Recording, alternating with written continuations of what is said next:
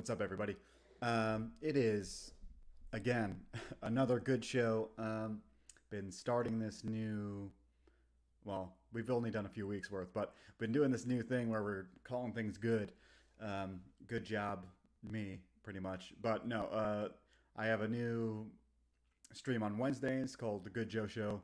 And for a while, I noticed that like this could be a nice little trend, a nice little brand, if you will, of making good stuff. And it's actually more of a pun, as I'm sure it'll come out more and more. But I wanted to have guests on eventually. We know I wanted to like do a little promo, but also didn't want to go in a full fledged every week promo kind of cycle. So um, besides that, I did want to get into a little bit of interviewing, and we have our first guest. I'm calling this Good Company because obviously it'll be good company, it'll be good times. But overall, the good feelings, the good times. That's kind of what I want to get out of the name. But here today we have John Hervey. I've talked to him probably more than a few streams in the past, especially with Art Bros that me and Jeremy did, and then also I probably went on like a couple panels with him aside from a few other people. I'm trying to remember. It probably was on Malin's show and a couple others. But anyway, I've got John Hervey here. We're going to talk about a ton of things, not to mention, or along with his book and a ton of topics. So, John Hervey's here. What's up, John? Joe, it's good to be on, man. Appreciate you. I get to be on the inaugural episode. That's I pretty know, cool. pretty cool.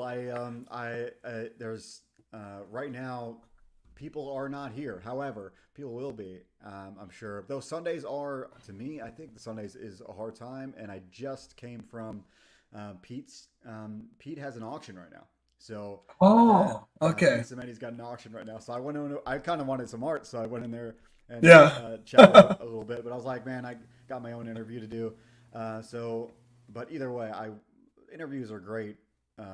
Almost sometimes better as a rewatch because Yeah. uh, maybe you're like if you're chatting and if you're if you're in the chat, sometimes you just like get overwhelmed with figuring out things to ask plus really listening. So a Yep. lot of times interviews are better that way. But yeah, thanks for coming on, Oh man, my pleasure. Thank you. dude. I mean, obviously you're insanely busy because I see you doing good things, and again with this good theme, I don't know, like to kind of get you on the same page with what I've been doing on my channel. This whole good thing was like a weird. I realized through the last year of releasing my book, I kind of went and had this little a slope downward, almost like a depressive type of feeling, like that I wasn't Mm, like an almost like an impostery type of thing. I talked to Pete about it on his channel, yeah. um, but after a while, I realized it was more than just like that. I think in general, I like have this expectation of myself to be good. So I'm turning it Yeah. around on its head and just using it for fun rather than for like a like this heavy thing that doesn't need to be there. No, I like it because I think so much of the pressure is it can be self-imposed Hmm. or, kind of what we think is expected of us. And just kind of being able to empower yourself, like you said, kind of use those words, but use those words to empower you instead of it being like this critical mirror that you're holding up and you're saying, "Oh man, am I really living up to this standard?" For You know, sure. I think we're all in a very similar boat. We're just striving to put our best foot forward.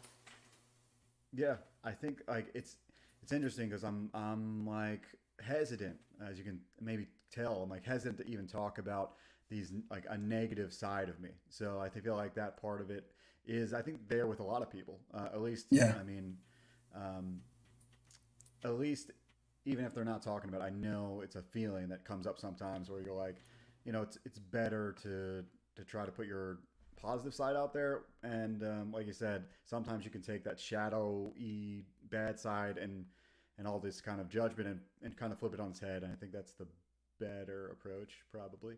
Yeah. Um, let it be a part of like the whole point is like to let it be a part of you and whatever you're doing, but not let That's it right. really control. Yeah. Yeah, exactly. Or that's I think that's when it can also make you darn near make you sick if it controls you. Yeah, dude. Well, you don't want it to do that.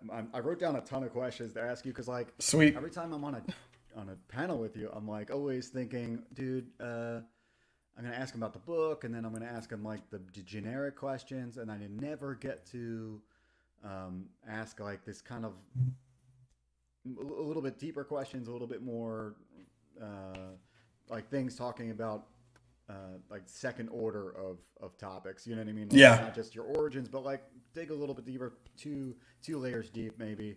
Um, but also when you're on panels, like everybody's got their own questions, everybody's got their own Absolutely. time. So yeah, I really want to dig into like to you and also just Awesome. like how how comics work. Some like there everybody sees comics a little differently. I think. Yeah. I think at its core, it's words and pictures in sequential order, but some people use it for totally different purposes almost. It's Especially if it's like true. a silent book or if you're trying to like do it instructionally or there's other things like that. Anyway, to give an overview, dude, how long have you been in comics, making comics? I've been making comics. I guess the first time I was published was in '95. Oh wow. I was working at Motown's animation. Motown had an animation group, and it was animation and comic book group, and they it was they had an imprint deal with Image, so they were published through Image. It was called their imprint was called Motown Machine Works. I did you name it. I mean, I did go for work. I did assistant editing work, and I had the opportunity to write one of the books that they published. Mm-hmm. Uh, and that was my first time that I was actually published. But in terms of my love of comics, I mean, that's the first medium that I loved. So I mean, I've always, as long as I can remember, comics were always a part of my life. I mean, Hmm. if it weren't for comics, I probably wouldn't have been reading as a kid. Comics It taught you how to read almost. they taught me how to read, and it sounds hilarious because like it started off, my mom picked up the comics for me. We go to the local drugstore, and it's like it looks like I have at least some semblance of time of trying to read. I'm kind of flowing Yeah. through the pictures, and a good book you can catch 80-90% of the story just by flowing through the pictures. Yeah. Then I started reading so I could actually get the full meat of what was going on in the stories. And then my mom saw me. I'm reading. I literally have a dictionary next to me because this is back when you didn't have like a phone. So Right. I've literally got a dictionary and I'm reading comics and I'm looking up words as I'm reading comic books. You Yeah, know? that's like straight up, you know, what you would do in a textbook Yeah. or something. Yeah. Yeah. So I mean, I mean, comics got me into all forms of reading. I mean, from my love of comics, I developed a love for fiction and nonfiction books. Some of my favorite comics were like they even had these like, of course, I always loved superhero comics, but they had these like golden legacy books, and they were all like basically like historical books. So they tell you about the Revolution, they tell you about the Civil War, they tell you about some inventor, and so I love comics and all of its different iterations and its ability to kind of give you a left brain, right brain experience. And then from there, I was able to start picking up books and reading books. Right. It is like it's a good jump start to that. What I recently Yeah. saw, because I was trying to pick, dude, for years I've been on and off trying to learn Italian, because I'm, you know, um, I've got some heritage, and that's like Yeah. the thing that like I'd eventually want to have a little bit more in my pocket if I go visit Italy and that sort of thing. And so Right. off and on, I've been trying to learn, but I found there are like teaching comics for languages, and I was like, man, this is an Mm. outlet that has not really been exploited too much, because you can learn to read in your native language, but it actually is maybe the best way to learn a language because you got the picture reference, you have the word balloon, and you can. It's really good. I think one of us out there in the indie space needs to start something there. I Like agree wholeheartedly. yeah, I think it's such a powerful medium. Like, I mean, I love it as an entertainment form. But when I look back, I look at how much I learned as a result of comics because it's able to captivate. You don't get bored, Yeah. and I think it's funny. It's you're saying that I was talking with I was talking with a couple of days ago, and we were just talking about the broadening scope of comics and the You on fact that Pete's like channel? Because I've been on yeah, Pete's channel a whole lot yeah, recently. Yeah, looking at it. yeah, and we were talking about because at the end of the day, I mean, it's yeah, entertainment is just one of the many awesome ways that comics can enhance our lives. Yeah. But educationally, it's almost like I forgot how impactful comics have been to me. Yeah. Not just as a form of education, but in terms of learning. hmm I think that's like it's part and parcel with the medium. Like you almost can't because we're the whole point about like human nature. We just see patterns. We see the connection. So like you're gonna see Yeah, the pattern of the word and then see the situation of the pictures, and you're gonna learn along with it. Um, I don't want to get too into just the educational part of it because the educational part seems like it's something somebody needs to do it and do yeah, it at like a cool level, not just like the ones I've seen are kind of more educational focused. What you need is like a good story first, and then somebody like a teacher for the ride trying to incorporate it, exactly, pacing. exactly. A lot of those comics they almost feel like throwaways. You're just Right, like, this wasn't very riveting, and you know, right. But yeah, they but have but the. I mean, it's the formula's not too hard. You can do it with a lot of other things. I know there's like Marvel and DC do like just first grader reading books. You just have to do the same thing, but in a language learning situation rather than just like a first language situation. Um, so it's been a long time since you did your first book. I kind of heard Mhm. some of your origin story. I guess maybe on Pete's channel or somewhere else. As far as like your first love of like when you first got into it, but I think Yeah. the thing I'm more concerned with is like your environment. I know for me, I've got brothers, and I know I was kind of like I was the middle kid, so like I don't know why I fell into reading more than them, but Yeah. I had strips. I started on strips, and so like I read Calvin and Hobbes and Ah, stuff like that. nice. Um, and then I was kind of, I always say it's some sort of sheltering. I think it's that and a combination of like my parents just not knowing comics and like if no one knows about them, they like there's no frame of reference to like show them to you as a kid. Um, Exactly. but yeah, how was your environment as like your siblings and that kind of reference? Like, were you an only So child or so what? for me, I was an only child. Okay, So comics were they were always as an only child, like you got friends, you got close cousins, but there's a lot of times when you're just your playtime is just yours. It's solitary. right, So, your imagination, I mean, that's why I end up spending a lot of time with comics, reading, creating my own stories. And then when I was 10 years old, my father passed away. So it was just me and my mom.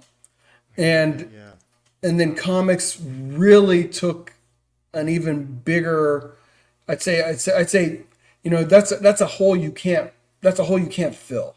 You know what I right, mean? But it started to take a bigger place and space in my life, and I was, reading and creating, and it was something that I really needed. I needed a safe space, and comics were just a safe space for me to be able to lay aside the things of the world and be creative and have just these awesome adventures, whether I'm reading them or creating them, and just lay aside the realities. yeah, you absolutely. know Dude, I can imagine. I can only imagine what kind of void is left there, and so like I guess comics could really do some level of leverage to help you like fill in some gaps. I guess, and I know there's like probably a lot of people pull a lot of different things from comics, like morals, Mm-hmm. specifically for hero stuff, because Yeah. there's that whole good versus evil type of thing. But there's a lot of other things you pick up from it, like like just family life, with a lot of the you know secret identity, Yep. alter ego type of situation where you get to see Peter Parker doing what's it like, how is it, all the struggles he's going through as a kid, outside of the hero stuff, and Yeah. you kind of relate, and that's what I'm trying to get at, is like Well, definitely. Spidey was always one of my favorites, and now that you mentioned it, that was one of the things that attracted me to Spidey. He was a hero, but he had lost his parents. He was being raised by his aunt, and I'm like, but this guy, he's still, in spite of that tragedy, which you don't see that tragedy in particular, but you know that he had gone through that because he's living with his aunt and his uncle. Then he ends up losing his uncle, and you realize that you can triumph. You can still, you can still.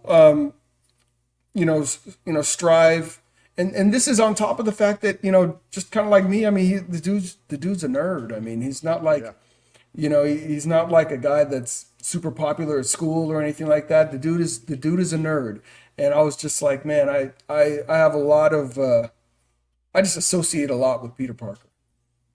I think a lot of us do, and it's one of those. I think I've never been a huge Marvel guy, but Spider-Man is the one that, like, to me, he's the gateway drug into Yeah, Marvel for me. For absolutely. me, and then from there, I latched on to Daredevil and other things. But um, everybody, there's something for everybody in all of comics. But Hmm. dude, I'm trying to figure out, like, so you read, and then did you specifically do any schooling for writing, or specifically maybe just learning to write comics, or how did you get into, like, getting the skills, I guess? The crazy thing, I mean, it's like now there are actual, I mean, there are programs, for writing comics. It's like you Yeah, want to be a comic book writer, you can study that, basically, yeah. as your discipline for school. We had no such thing as that. I mean, it's like, I took creative writing classes, but Mhm. they don't prepare you to write as a comic book writer. And the thing that I learned quickly is, I enjoy prose, so I've would write in prose, and one of the things that I learned relatively quickly is the difference in media. And it's like, writing a book or a short story is very different than writing a script for a comic book, which is very different than writing a script for a TV show, which is very different than writing a script for a movie. So Absolutely, yeah. so I mean, it's like learning how to write comics, and like knowing that I had a story to tell was one thing. And then and I started off telling those stories by, I would write uh, you know, superhero books. I'd write, Batman comics. I would write just like Space Ghost was one of my favorite cartoons, Hanna-Barbera cartoons. So I would write Yeah, nice. I'd write Space Ghost, comic books. Right. And when I went on to start working at Motown, that's actually where I learned, I Awesome. guess, from somebody that had grown up, or because even Michael Davis and those guys, there weren't schools for comics back then, but there were more like apprenticeships, if that makes sense. Right. Yeah. So Kind of like so journeyman type of thing. exactly. So they learned how to write from other writers of comics. So I basically kind of became an apprentice, like a journeyman to Michael Davis, and it changed me in so many ways. Like even going to the comic shop with him, the way he would read a comic, he would pick up a comic and he would flip through it first, and I'm like, "What are you doing? You're ruining your experience." He's like, "No." He's like, "I'm looking at the flow of the book." He's like, a good comic, I should be able to tell 80 to 90% of what's going on just by going through the flow, but then I should be able to get the heart of it, the meat of it, by what I read. He's like, so It's a compliment. he checks out the flow of the book. So he's got that 80 to 90%, and then he reads it. And he's like, if the book is telling me things that the art already told me, then the writer is overwriting. Mm. But if I'm reading the book and I'm not getting the rest of the things like filled in that I didn't pick up when I looked at the art, then the writer isn't giving me enough. Yeah, is underwriting in that sense. It's underwriting. Yeah, exactly. And and I was like, wow. So he started to teach me how to write. And the thing is like the writing style he taught me was not the Marvel way. It was a very like thorough and complete way to write. He's like, you need to write the entirety of what your vision is, like you're a director on the page. He's like, even map out, and this isn't for everybody, but this is just how I learned. He's like, even map out what you want from a panel's perspective. He's like, don't get me wrong, the artist will probably do something different, but what you're doing is you're giving the artist a roadmap. Now the artist is saying like, okay, as the writer, I see what you're trying to achieve with the way you're trying to panel the book and what you're writing. But, kind of almost like a cinematographer, the artist is now saying, but I know a better way to get you there. Now I can riff off of what you're doing, and I can actually, so what he taught me is like, you got to have a structure, but you have to hold that structure loosely. Because when you bring in the artist, they're going to do it better. They're going to do it better than what you just giving them a vision of what you're trying to do, but they'll be able to do it better than what you've put into writing. I see that a lot. I mean, as you know, but maybe the audience, if you're new here, I'm an artist that kind of learned the writing side secondarily, and so I relate in that way, but not in the same way because I've never written for another artist besides myself. So I get it, but I don't get it. But at the same time, from the receiving end, I do get it, and I think that's usually what I actually tell writers if I'm getting their script.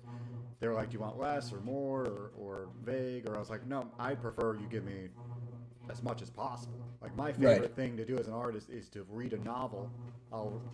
I might even do a YouTube show or like a couple episodes of this where I like reading a novel and then drawing what is read in the novel because it's almost like a cheat sheet. It's like you have the best descriptions in the world in these novels.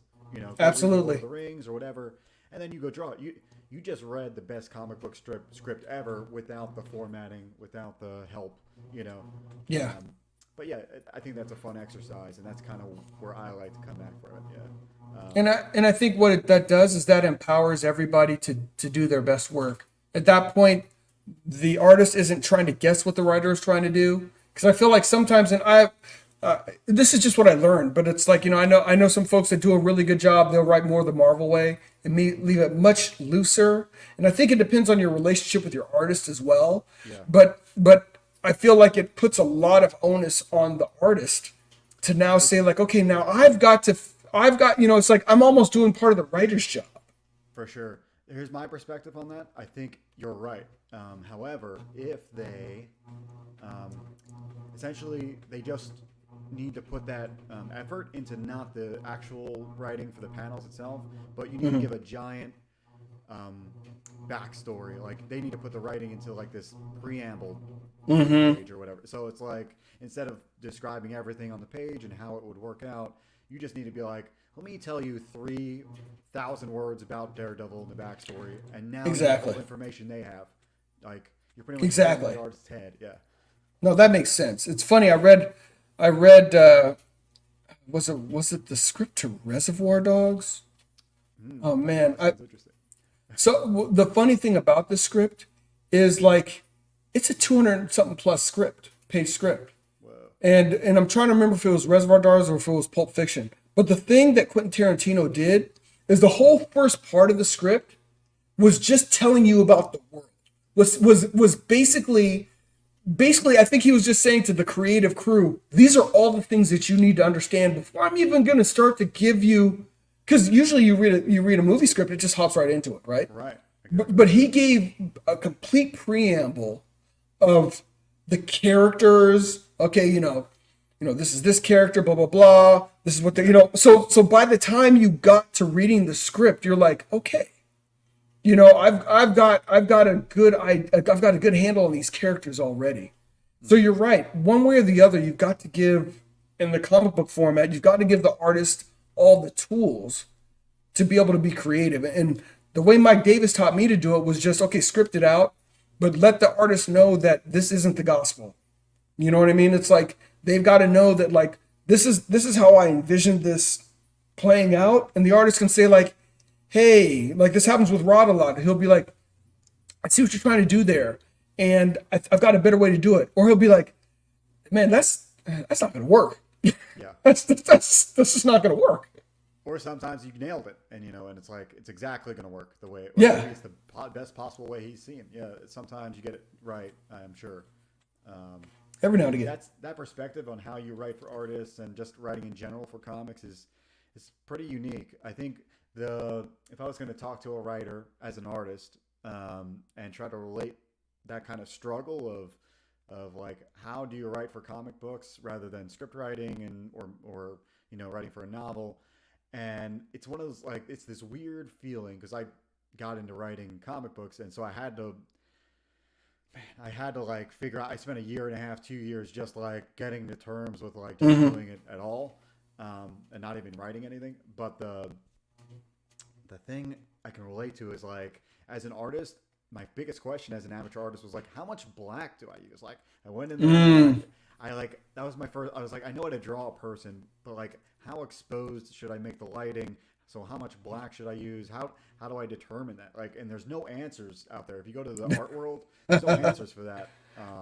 Especially not when I started, which is not too long ago. But these days, I think there's more answers. Obviously, the internet's kind of getting bigger and bigger. But Yeah. that's one of my first questions. Was like, man, how do I even figure out how much black to use? Is there rules or Yeah. really it just comes down to taste and something you have to grow into. But yeah, that's kind of the A- same feeling. Like, And the kind of style you're trying to portray, it's like, are you trying to give more of a noir style? Are you trying to give like, just an urban hero type style? Or like in your book, are you trying to give more of a cyberpunk, type of style? And then if you're doing cyberpunk, I mean, it's like that's a whole gamut of stuff. You can have like kind of like the dark Blade Runnery type of cyberpunk, or you can have the much more, hyper, almost like, hyper colored, technological type yeah, stuff. But it's just knowing super there's vibrant. no wrong, there's no wrong or right answer, but it's just like you got to know what approach you're taking. Yeah, and I think that's something artists and writers in their own ways have to like butt heads or not butts head together, but like just kind of approach and like end up hitting that wall and figure out how to climb it. But yeah, you gave me a little bit of something cool there. I liked what you brought into to the table there with like the Reservoir Dogs type of big description up front and then take it from there because I think it's just you got to get the people on your team up to speed essentially. Like this is Yeah. all in my head. Now I got it on paper. Now you can take that and run with it with the art or whatever. Yeah. Um, It's so really another question. casting a vision. It's just casting a vision. And I think people sometimes like, if you get a script and you don't understand the vision behind the script, you're just kind of like, man, I'm kind of grasping at straws, or am I the one that's providing the vision? And you don't want to be in a situation where the artist and the writer are just like, man, we're not seeing this eye to eye. Yeah, it's cool because there are situations where it does work out, where like there's no information, not a lot of communication. You could be on totally different things, and it just works out for some Yeah. reason. And but you don't really want to plan on that kind of relationship. I don't think That's not where you want to it's a live. gamble. Most times that doesn't work out, but sometimes I think some of the best work out there probably started with that and ended up with like genius level stuff. I've got a feeling Mobius works like that, Yeah. or worked like that. But dude, I've never heard anybody ask you this. Like, you have Beyond Time in your company name, your publishing name. Where did that come about? Do you have like a secret, like time travel story that you're holding in your pocket for Well, the for funny six thing years of it? is, the funny thing is, so my wife, she was at the time, she was my fiance. We were kind of forming the company. We were looking for a name and a logo, and that's the first name she came up with was Beyond Time. We probably came up with 100 other names after that and came right back to Beyond Time. It's Uh-huh. such an apropos name, and that infinity sign, because at the end of the day, you know, especially it's funny, you know, continuity in comics is always a big deal, especially like, and that's where so many people gripe, right? It's like the continuity is broken. And one of the things that I realized is like, as a teller of comic book tales, I need the ability to pick a story up in one place. I need to be able to go into the past to tell another part of the story. And so I decided this is beyond time. I will make sure that everything remains canon, but I'm not going to tell things in a linear fashion. Right. It reminds me of that's a very Grant Morrison-y kind of thing. I think that's where I picked that up the first time I heard about that. Isn't it? I forget which comic he wrote where he pretty much like he had these. It's almost like describing how like God or a super organism like looks at humans' timelines, and the way he described it was like a comic book, essentially. Like somebody outside of time, beyond time, would look at our Yeah. lives as a comic book, and you could flip to whatever page and find exactly what stage you are at and like manipulate it. But yeah, that's I get it now. Yeah, I understand. One of the Dave Lapham, who created the Stray Bullets, amongst other things. One of the Yeah, yeah, things, yeah. I knew that for some reason it wasn't originally in my head, but yeah. yeah, that's a series that is worth reading, and it's one of those things where like he had an overarching vision for his story, and Pete Smetty's pretty much doing this with King Cryptid. So each individual issue was self-contained in that you could pick it up, you'd learn enough about the characters to go along for the ride, and it would give you, a beginning, middle, and ending to each story. Episodic style, yeah, very, yeah. But each issue, so like you may start. I think the story starts off in like, I want to say in like 1977, and they have like the release of Star Wars and all these kind of things happening. Then the next issue may happen in 1980, and then the next issue may be happening in 1972. And the thing is, they involve a core set of characters. You're seeing these different characters at different spots in time, but it's giving you a complete story of something that happened to some particular characters in a particular time. And then you realize that like I can pick this up anytime and I can get a complete story. Yeah, But if I go back and I get the other stuff, I start to understand the world a lot better. And I think I was like, man, that's something that comics next level, yeah. can do that no other medium can do. And I was like, that is something that I'm striving for more now too, is to be able to tell stories, because even with a character like Black Tiger, that's a power that's handed down throughout time. It's not one particular person. It's a mantle. Yeah. So going back Yeah. and starting to tell these different stories, that's all part of the grand mosaic, but people being able to jump in anywhere. I mean, when I started reading comics, I think the first comic that I really called myself a collector with was maybe, I think it's around Avengers 182. I should really know that number. But it's like you could hop in and they give you enough that you're good to go. It's like, okay, well, here we are. We have the Avengers. Okay, now I know enough about Iron Man and Miss Marvel and the Beast, and they're gonna fight Crusher Creel, and off we go. We're off to the races. Yeah, that's like it's people view that as old school now because I feel like as popular as manga and modern comics are, they really don't lay into like the genius of what comics really can do. They do they're doing their own thing, and there's nothing wrong with doing their own thing. I feel like manga is really pushing I feel like the long form, like you're in it for forever type of Yes. storytelling, and Yeah. it's great. Like something like that, only you have to put out a certain amount of work for that feeling to come out. Like you've been with these characters for ages, and then the energy. I think they do that really well. But like things Yeah. like thought bubbles and like things that like this simultaneous storytelling, or this idea of these episodic things that can be switched out, or there's a lot of these old school ideas that are not really utilized today in a lot of modern Yeah. stuff. But I'm glad Pete's doing it. I'm hoping more people do it, because it's not something I'm doing, because I feel like mine is pretty straightforward with the book I'm doing. But maybe down the road, I'm keeping it in the trap for later. What I'm noticing, I'm going to talk about it later on, but I want to do a midway talk about Black Tiger Hidden Dragon Volume 2. This is your book. I don't know how many Indiegogos are you in now, but I am 6 deep now. 6. Oh, it says it right there. I should. Yeah. If only I learned to read. But no, I More see. comics. More comics. I know. I gotta read more comics and get up to next level Yeah. skills. So, dude, I read a lot of comics, and your books are. It's like I think a nice mix of like it's got a nice movie feel and sometimes, but has that comic like aesthetic. Even with the writing too, like you don't like it doesn't feel like a movie, but it has a cinematic type of vibe sometimes. I'd say maybe because of the kung fu nature of like Yeah. the stories. But I'm how do you? definitely highly influenced by, I mean, of course, comics. You Uh-huh. know, Were you influenced by She uh, early on, or was it not? absolutely.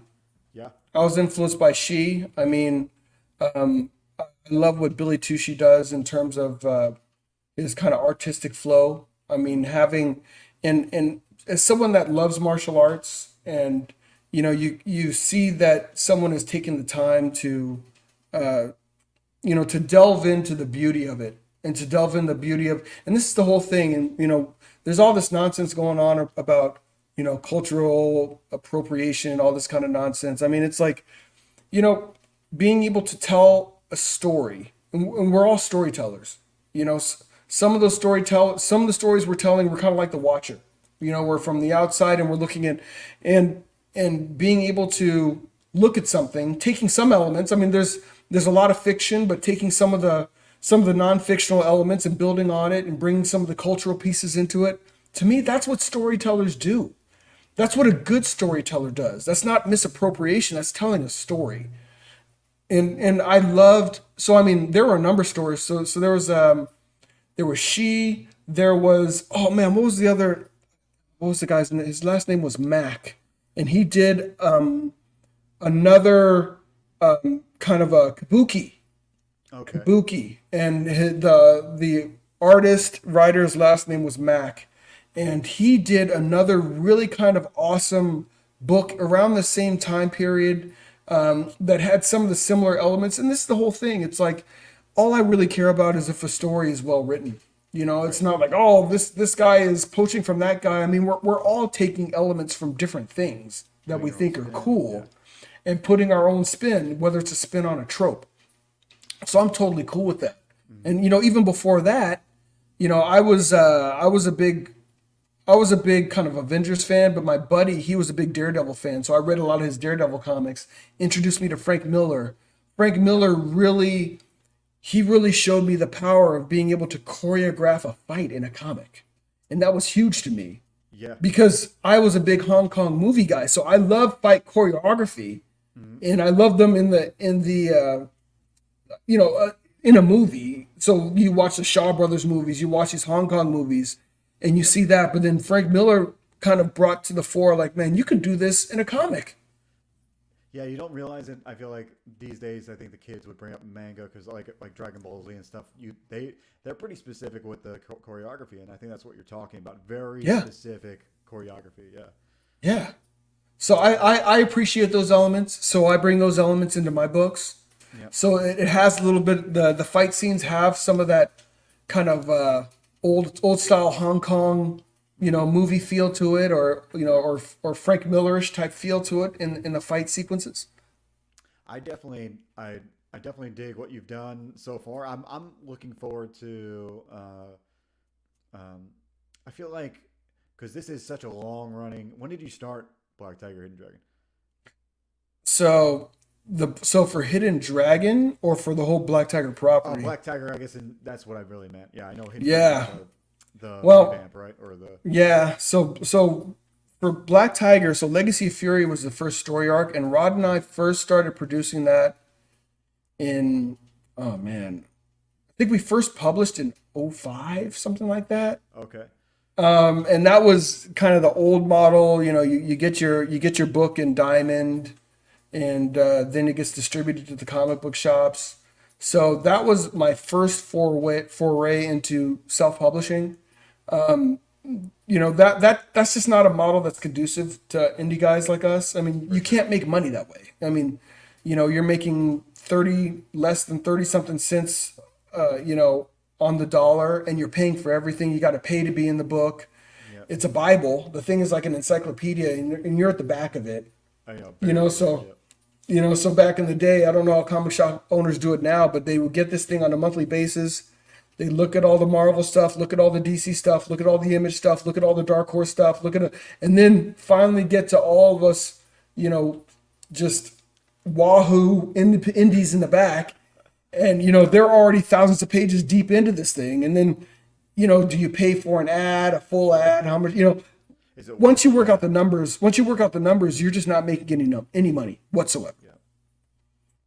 So, but I It's a learned a hard world lot. today. I For sure. learned a lot. I mean, the books that I published, they have Rod's line art, but it taught me, because even when I was editing in the comic world, I was editing scripts, but I was never the artistic editor. So I learned a lot. I learned a lot on my first foray into the books, because the line art was great, the colors were acceptable, and the letters were bad. And I didn't I learned the hard way lettering, how important lettering is to a book. I learned the hard way, it sounds silly, how important colors are to a book. I mean, yeah, it's. I feel like it's just like any um, level of drawing or whatever. Every step is key, and I think Hmm. even more key. The most final little piece of thing that you add on top of it is the first thing they see. So you're right. Lettering is going to be the first thing they notice if it's wrong. Coloring Yep. is going to be the next thing they notice if it's wrong, and then eventually you can get down to the line art, and people can get picky about that too. But yeah, it's the first thing, especially normies, like people that like just Yes, know how to read, they're going to notice that first. absolutely. So that was it's a silly learning, but it was a learning nonetheless. So when this whole kind of renaissance had happened, and Rod and I were still working on producing stuff together, we were just doing it at a slow clip because we knew at the time we didn't have a real a real means of putting the books out there. So, I have my website, so we were doing some stuff digitally. But I've always loved the idea of having a book in hand, and always Yeah. wanted to have books in hand. So when this whole renaissance kind of kicked off, we were fortunate enough to kind of find our way, and people in the I guess people in the community were welcoming and willing to provide guidance. Yeah. So we're like, hey, so here we are. You kind of flash forward to today, and we've been, I feel like, experimenting for the last few years, just trying. I mean, we're putting out books, and but you know, things continue to evolve. This whole industry, even the indie industry, even CG, all these elements, it continues to evolve. So even going from one campaign to the next, I feel like, okay, I have to keep learning, and where are the trends now, and where are things headed now? Yeah, there's tons of things to figure out and adapt to. Yeah, it's like a And that's not even talking about the creative side. I feel like the creative side, I mean, you've got to write from your heart, you got to write, but I'm just talking about getting your book out in front of people, building your presence, right. because whether you like it or not, that's a part of this. If you're going to be a creator, you're kind of you're a brand, Hmm. and you kind of have to It's be. interesting because yeah, it's like the you have to be the marketer, and it's the downside is the old school way was like you just do the creative side and Hmm. everybody else will handle it, but you don't have the opportunity to make as much money. It's not as useful Yep. for actually making your IP known. But yeah, now you have to do a little bit more work, but you get much more of the reward. Very easy to get like a small following that is big enough to keep the book going, and Yep. sometimes you get big enough where you make some solid profits, and then it becomes a living. You know what I mean? But yeah, a lot of your I think you've learned the lessons. Is the way I put it. Is like you must have learned the lessons because your stuff today looks like it's like what people want to see. There's no apparent problems, and then everything else is subjective. Obviously, if it's a story for you, if you like, that's every after you get the prerequisites of like just making good art, good story. The next is Hmm. just like, is it a story for you? Is it art for Right. you?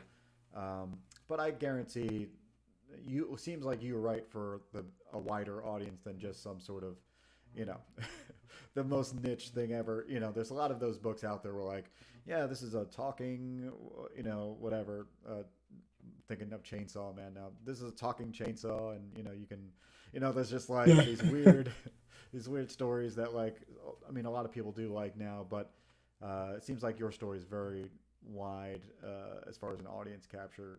You know. I think for me, I think it's, the different characters have their different personalities and all these things. But what I always loved about comics and superheroes were, you got to have those kind of universal threads. Those kind of those threads to humanity. There's certain things that we all share. There's sure, and it's like when you start hitting on the strings of those things that are just common to mankind, that are common to experience. I mean, everybody's experienced lost. Everybody has felt shame. Everybody, when you're hitting on these things that it's like, yeah, you may not be this martial arts female, but you've experienced what it's like to feel like an outcast. You've Right. experienced what it feels like, to feel like you're alone. Yeah, the more base you get, I think is the things that like everybody and that all comes from the character.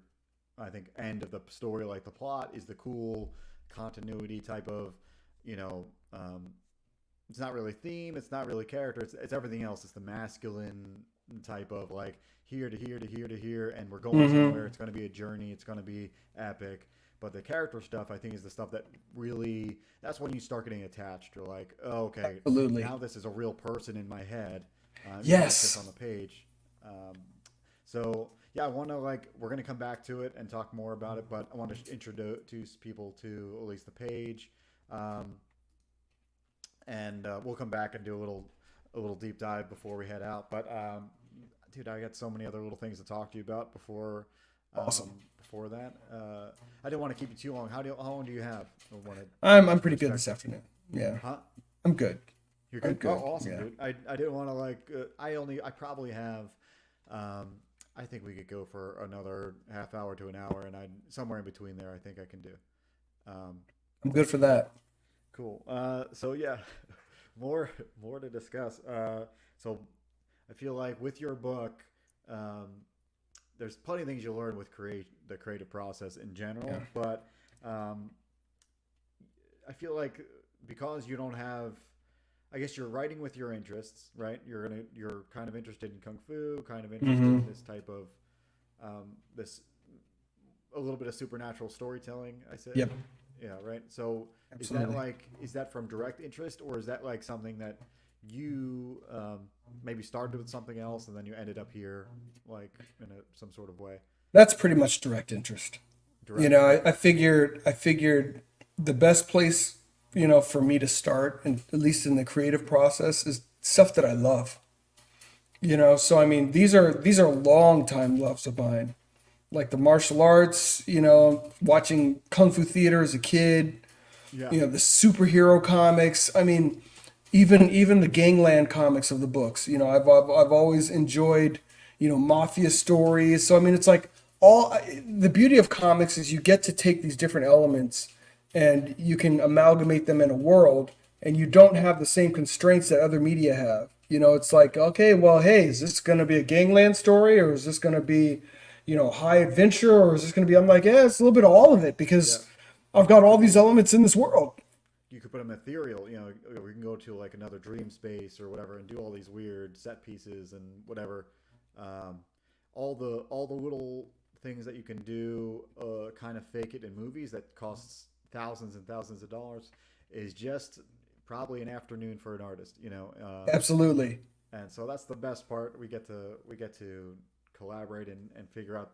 Sometimes even there's a reason why the source material that they pull upon for movies and stuff end up being stuff like comics and novels, is because the time that you're wasting trying to plan out teams and all the administration and all the producing, Yeah. uh, all goes into the creative side. Like for us, for like a Right. novelist, it's just him every morning in the dark writing stuff. For us, Writing it's the stuff. collaboration. Yeah. Yeah. And I think that's Yeah. one of the powers of this medium. It's like, and everything has its constraints, but your constraints are page rates and imagination. at that point. It's not like, oh well, if this adventure goes into space, our budget just went. No, Yeah. I can, It's a flat rate. It's a it's flat flat, it's rate. flat rate. You can go to space. You can go to the center of the earth. I know, You can dude. go wherever you want to go. Maybe we're doing this all wrong. Maybe I should be. Maybe we should be like charging per scene, per like location. Like, oh, you want to do a space scene? Yeah. Okay, now you're gonna get the space rate. I know you're getting my space rate. You're gonna get, dude. You want to go to the jungle? I pay per leaf. You know. Exactly. So yeah, that's funny. I feel like there's some sort of SNL skit back in the day when it was good. Somebody could have did. Yeah. So you like kung fu, old school stuff? Have you ever done karate? Because I grew up like I think I started karate because of Ninja Turtles probably as a kid, and I was like I've always been a small kid. I was always Legit. the smallest kid around, so I had to like I don't know.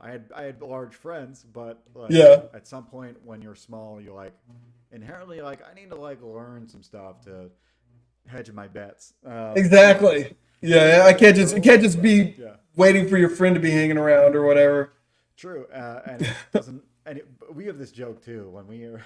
I still do karate and stuff to this day. I'm like 3 or 4 styles in and approaching upon black belt for the style I'm in currently. Nice. And going to be testing soon enough once I study up enough and get. Dude, it's a big mount. It's like the peak of the first mountain you climb, you know, to hit this mark. That's awesome. And it's within your own school. Anyway, that is kind of for me like, you know, when you're learning these things, it's personal, and for you, I feel like watching movies maybe could be your intro to it. But where was I going with this? Oh, like so. For me, it being something that it's always been with me. What was your first introduction? Maybe do you have like an origin story just for martial arts, or have you done it ever, or what's going on? Yeah, so of course started off with just loving watching old Shaw Brother movies and old, martial arts movies. Then I started just myself. I was also a very small kid. So I did some boxing, and then I studied a form of kung fu called sansu. Okay. And it's all these systems. There's a lot of foundation that's the same in these systems, but they can be relatively disparate. In terms of, and sansu I studied it because as a kid, I guess in middle schooler and high schooler. It's a pretty aggressive form of martial arts, and I was a small kid, and I wanted to be able to defend myself. So I mean, it's like all martial arts are for discipline, but this is definitely a defend yourself. You're fighting. How do you break up a crowd? How do you. So I mean, Right. so I studied that for a number of years. Me and some of my buddies in high school. Then when I was in college, I didn't study for a while. Then I picked up a different form of kung fu with my family subsequently after being married and having kids, just because I wanted.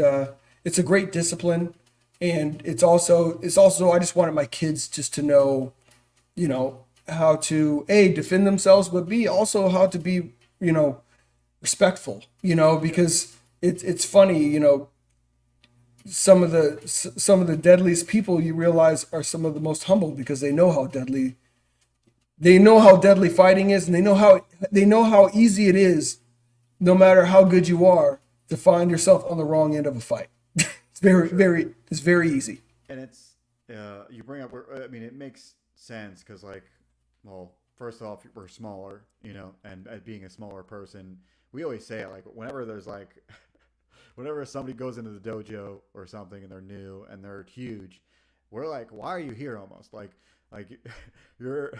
I get that you want to learn the style, but at the same time, it's like you have to respect physicality. It's like Yes. if you're 6'4", you almost don't need to learn the style in some weird way. It's like you're you have to learn something, maybe respect, maybe you have to learn humility, but you have the physicality that you have. You've got to kind of, maybe there's a style out there like Thai boxing that's going to fit you better, or who knows. Yeah. The point is, like we always joke around, we're like, why are you even in this dojo? You're gigantic. But it does matter, and so it matters. yeah, It matters. it's a realist. It's a realism that if you don't face, like even whatever skills you have, if you're going against the big guy, and I'm sure you put a bunch of big guys in your books, like big adversaries. The bigger they are, a big dragon, a big monster, a big person is just going to be a harder. That's why dragons are huge, because like if you, it's the hardest thing to be, because the bigger you are, that generally is, think Galactus. The bigger it is, the harder it is to take down generally. And I think that was the beauty of martial arts too, is it gives you, you know, I mean, when I did boxing, I mean, they make sure you stay in weight classes. But when we did martial arts, you would spar against different folks, and there's some folks that's like their style may not have been that tight, but it's just like there's just certain levels of physicality. You're just like, man, I'm not going to overcome this. So it gives you a certain mentality where you realize, you know what? There's certain situations where fighting needs to be the very last resort, because Right. you're, Beyond that, you need to like have other methods of like stopping it, or there's other reasons why. Yeah, you have to be as cautious as possible going into it, because nobody wants to be in a fight anyway. If Nobody. you've never been in one, it sucks.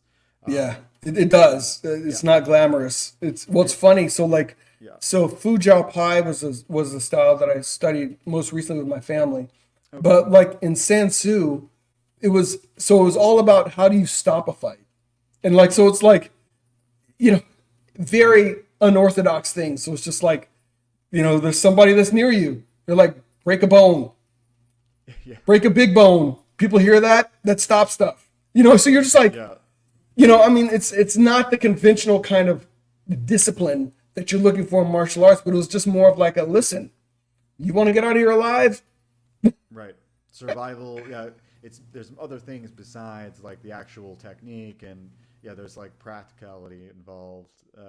That's interesting. So you've had the kung fu background's heavy, and I guess that's what led you into Black Tigers. Like, and Black Tiger is actually a style. It's a system. It's a style of kung fu. So Fu Jiao Pai is one of the Black Tiger systems. So there are a number of different Black Tiger kung fu systems. Dating back to you hear about like Wong Fei Hong. They did like Once Upon a Time in China movies with Jet Li about him. Right. Yeah. Yeah. So I mean, it's like So you have kind of this system. So it's built on some historicity, but just like it's just fun, but it's also paying respect and paying homage to. So kung fu is that Chinese based, or is it? It is. It's Chinese based. Yeah, interesting. My style, the style I'm doing now, it's a Shorin style, which is Shorin just is saying Shaolin in a Japanese accent. In Japanese, okay. So the Shorin Ryu is like it's a mostly hand-based technique. It's the Okinawan style. It's old school karate. Okay. I was always drawn to it because it's all conditioning, mostly a lot of conditioning. Ironically enough, it was the first style I learned, and then as a young kid, like 6 years old, and I didn't touch it for years until now when I was like 32. So I've been in it for a few years, and then, but anyway, it's mostly hands and conditioning. So just a lot of like technique, but also like conditioning bones, conditioning your hands, conditioning. It's pretty much like if you there's levels of training, right? So you can either get really good at cardio and have this really endurance-based kind of body, musculature, like getting really strong. But there's also conditioning, like even if you're really strong and you lift weights all the time, you go try to punch somebody and you actually connect. You can break your hand. It doesn't matter. Absolutely. If you're lifting Absolutely. Forever. Your hand's still going to break. Your bone. You're not training your hand like bones. Like your fingers will just break, or you'll really hurt.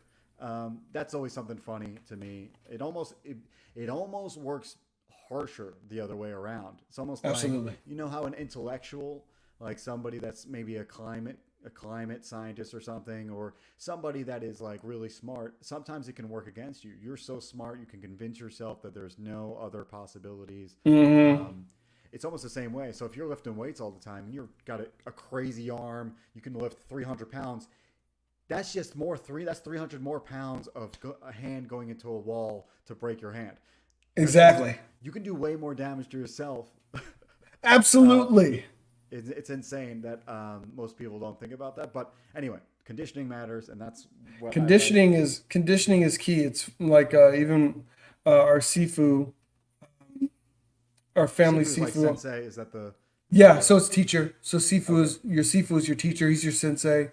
Okay. And I mean, you know, this he's not a large man, but his martial arts conditioning is off the charts. I mean, and we're talking about, Sifu's in his 60s now. Okay, yeah. But I mean, his fingertip strength, so he's able to do fingertip push-ups. He does the knuckle push-ups, which I always struggled with and still struggle with. I mean, just things that are the fight related strength. Yes. That he has. So it's like if he hits you with the full breadth of his power, he's not going to break his hand. That's true. And I didn't know this for a long time because a lot of people laugh at karate stuff. These days, kung fu, karate, all the old school styles, they laughed at mostly because of MMA and like just because a style doesn't land well in brute force. If you put two styles together or a mix of styles together and see who's going to come out on top and what style is more useful in a cage fight, in a fight where it's just raw this versus that, a lot of styles lose. But some of that is just antithetical. Like a lot of old styles are to get out of the fight in general. You know what I mean? Exactly. It's to maim and then leave. And then leave. Right. So there's a lot of that. But like we were talking about, strengthening your hands, strengthening all these little things, all add up. And I think I realized this. Oh man, I broke 3 boards with a punch or something. Maybe I don't know how long ago. Anyway, nice. It is no joke. But at the same time, a lot of people laugh a lot of the old styles these days. It's like people think it's like a cute thing. You tell somebody you do martial arts these days, and I feel like a lot of people will smirk or they'll give you like a little bit of a condescending look. Yeah. Like I said, because of, I guess the general zeitgeist of it is just, more funny, and it doesn't have the best image these days. Because sometimes it's not useful. Anyway, what I found is the breaking boards, breaking concrete, breaking stuff is not about the thing itself. To me, it tests your mind and it tests your conditioning. So absolutely, it's not about can you do it. Anybody can do it. Some guy down the road can walk up into the dojo and break the 3 boards I broke. But it's testing how conditioned are you. Are you going to break the boards and then for the next 2 weeks your hand be bruised and broken? Exactly. You have to live with that. And the point is, if you didn't train for it and your hand does hurt and your hand is bruised up, you now have this mental image in your brain of like, oh, dude, I will not do that again. Like this is, it's either I'm going to condition my hand and condition my body to be ready next time or be ready for my hand to be broken or like bruised up or not really feeling good. But I realized that not too long ago, and it's a cool old kind of feeling. Did you have to break boards and stuff So we didn't break boards, but we would do things like on the Wing Chun dummy. So it's basically like a guy and you have wooden arms. Right. So it seems like oh, that's so mundane. You're doing blocking and you're hitting wood. Right. Your forearms. Oh my goodness. I mean, it's like this is all conditioning. So then when you block, boom, so you're continually hitting your forearms on this wood, and you're just like, man, my arms are sore, I'm bruised, but then you start to build endurance and you're able to block. Yeah. Exactly. And you realize that, man, oh man, your bones absolutely do get stronger. So you realize these things that seem so mundane, because yeah, okay, if you're gonna do MMA, yeah, you're right. Maybe this isn't the best style, but you know what? If you're in a real fight, you don't have gloves on. You don't have, you know, the different things that would preclude you from breaking your hand For sure. For sure. when you hit somebody.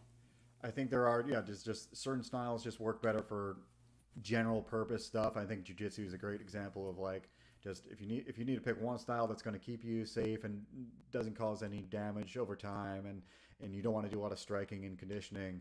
I think it's the best style to go for. Like you're not going to, the least amount of injuries, and it's good to Yeah, fight. So like that's the point of that my commentary there. But yeah, doing conditioning on your arms and a lot of, I mean, Muay Thai does a lot of that too. I don't think they use your dummy, but they, Muay Thai does a lot of hand. I've done it for a little bit, but yeah, they condition each other on each other. They do that a lot in karate too, where you're just hitting arm against arm, uh, yeah. shin against shin a lot. But yeah, I guess to round out the talk, I want to talk a little bit more fun stuff because I feel like kung fu is a great. It's just fun. I think like the old movies. Absolutely. Do you have an IP these days? Like, is there like a hidden IP, a Black Tiger hidden IP out there of something that you really like in mainstream, or maybe it's not in the mainstream because it's hidden. But is there an IP you really like that maybe other people don't, or what's your favorite IP just in general out there? What do you From consume a from a from like? a from a martial, oh, just IP in general. In general, I just assume maybe it'll be martial arts because you're into martial arts. But is there an When IP I you really like? so I'll get back to IP. When I watch martial arts, I'm very cheesy. So it's like Mm, I'll just watch like some old. I'll watch some old 1970s. I mean, my kids are like, "Dad, what are you watching?" You know what I mean? It's yeah, like I'm watching some old Shaw Brothers movie, yeah, just because there's a mix of nostalgia for me and just it's just it's almost like a comfort food for me. yeah. It's good feelings you get from it. Yeah, Yeah, yeah. It's just good feelings. I wouldn't say there's any particular kind of hidden IP that really resonates with me, but I'll tell you what really gets me going in terms of just creativity in the superhero space yeah. is I love watching, and this isn't a secret, I love watching Bruce Timm's Justice You're League broken out. animation. Hold on. Oh, sorry, did I While break you're up? watching, I'm sure John will fix Am I this issue. back? All Let me right, let see me if I see. can. Am I back?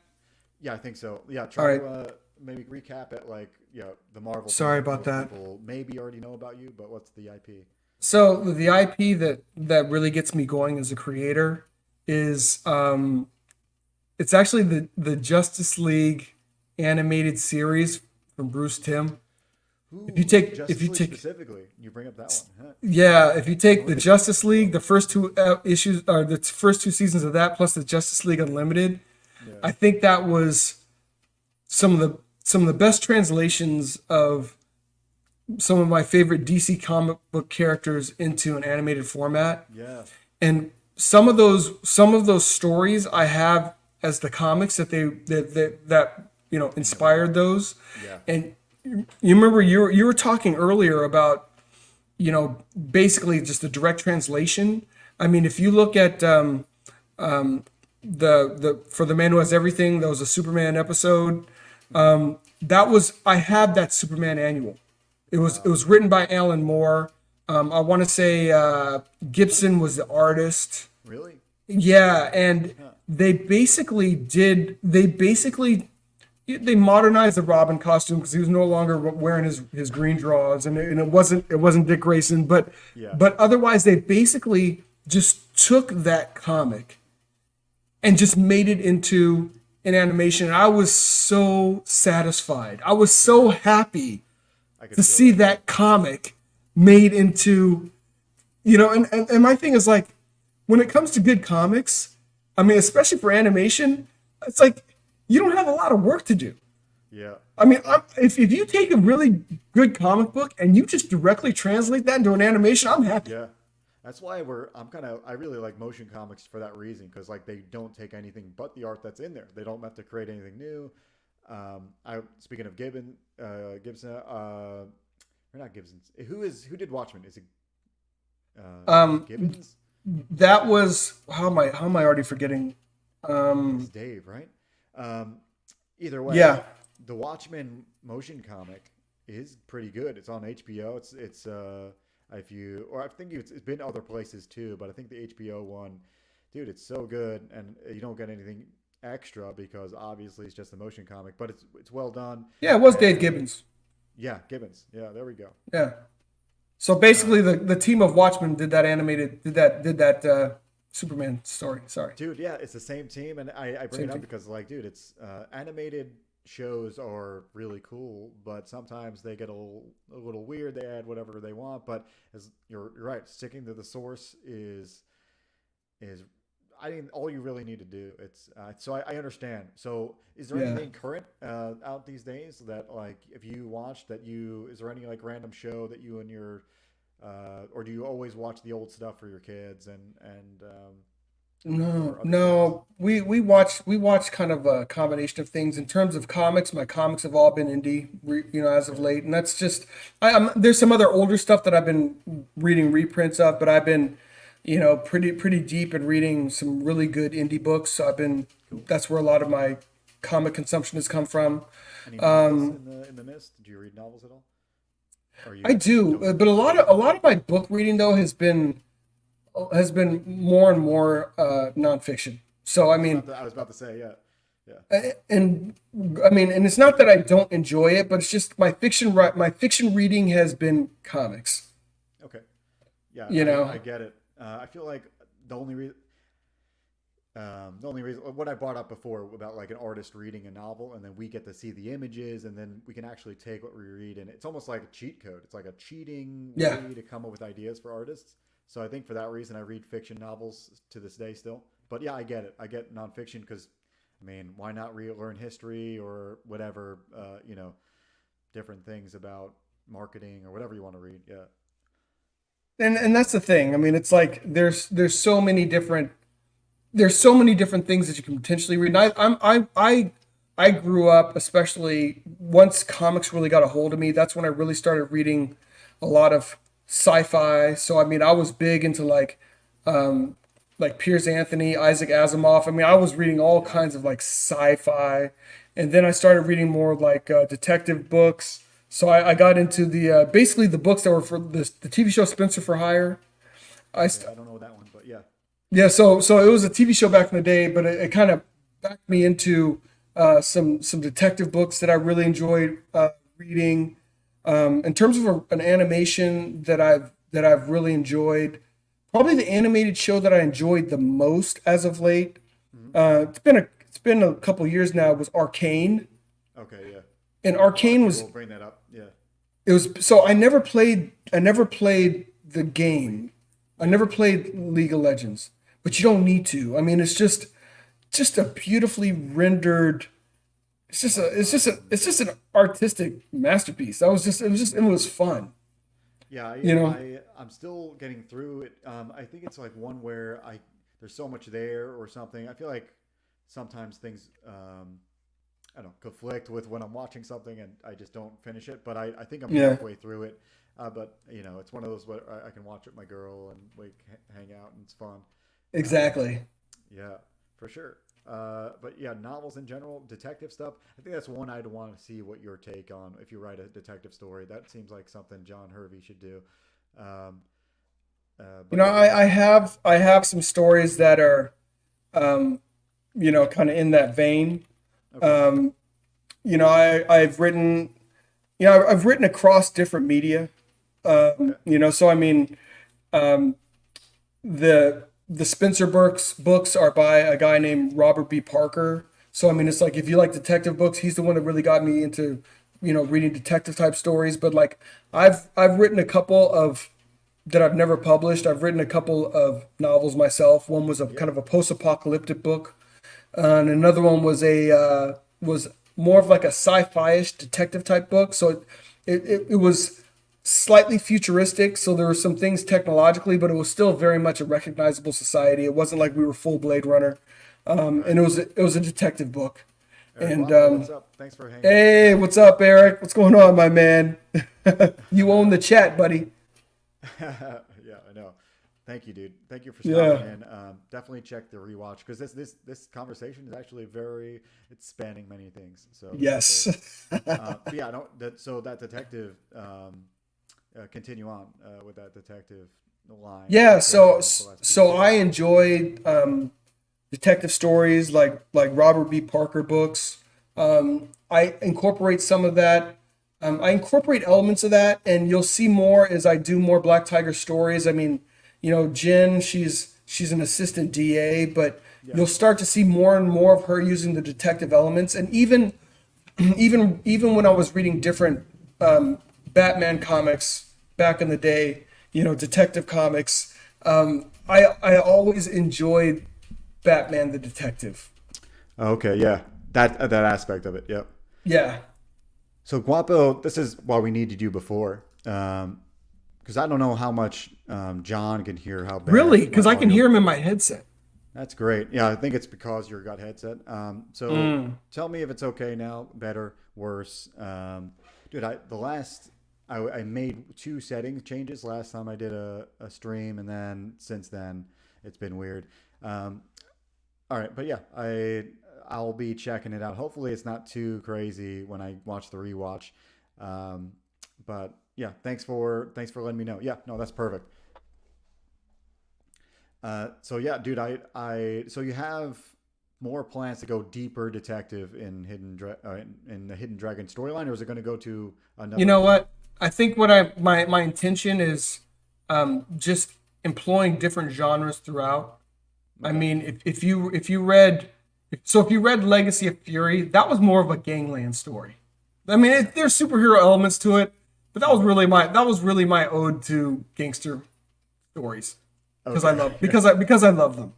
yeah, So I'm not trying to go full Quentin Tarantino and just like, hey, let me give you my opus in this genre or in that genre. But there's certain elements that I like the characters to be versatile. So sometimes the character needs to be more of a detective than a pugilist. You right, know, yeah, and just to yeah. be able to, Sometimes to that works bring better. different Yeah, elements. Yeah, yeah, exactly, and it keeps it fresh too. yeah. Well, I feel like I like to hear that because like at least it's not going to be a re jump start of something new, or it'd be cool that it's within whatever you're going to be doing. You're going to be doing Black Tiger for a while now, or for a while going forward. Is that your plan? It's funny. I'll be doing it for a while going forward, but some of the stories are going to go backwards. So, Okay, we're beyond gonna time. gonna tell some of the stories of some of the prior Black Tigers. Okay. Get you, because it's like different holders of the mantle. They all have their own almost kind of take on heroism. Right. So Jin's dad, he's the fist of justice. He's kind of like our old school hero that that you would read in comics back in the late 80s. He's that Right. kind of a guy.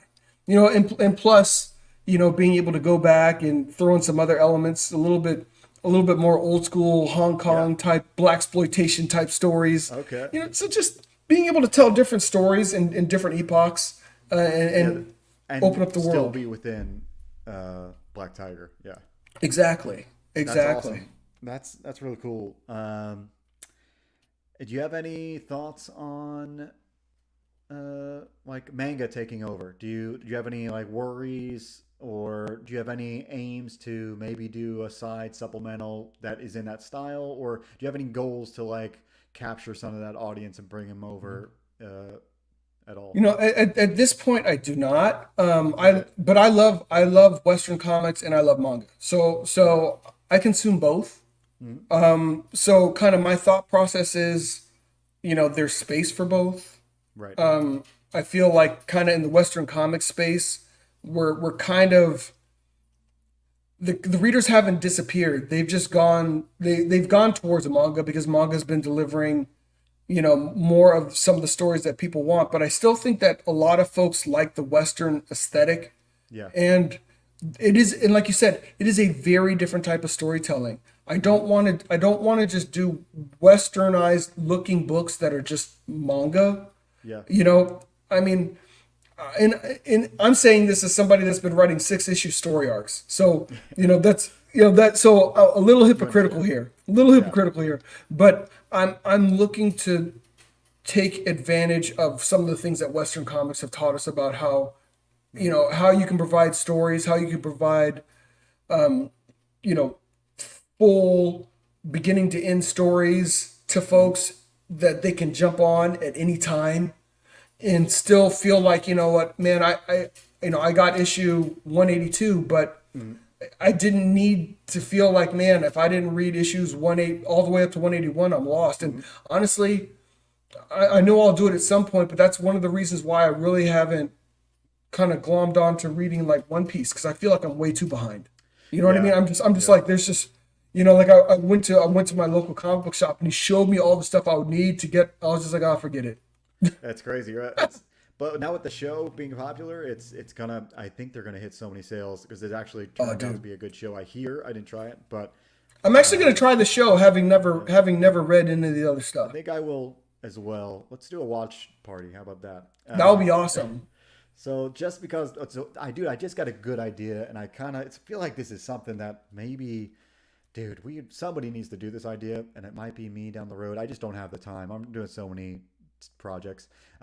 I just had an idea. What if you had an immigrant, like an Asian immigrant, come and a story about an Asian immigrant coming to America? Could be a period piece. It could be modern, but I think it works better as a period piece. What if you did that, but and slowly through the book, the style changed from Asian manga to American style comics. So like in the beginning, Yeah. it's drawn that way, and slowly you transition chapter by chapter, and he's kind of integrating or trying to integrate into American culture, and slowly it becomes an American style.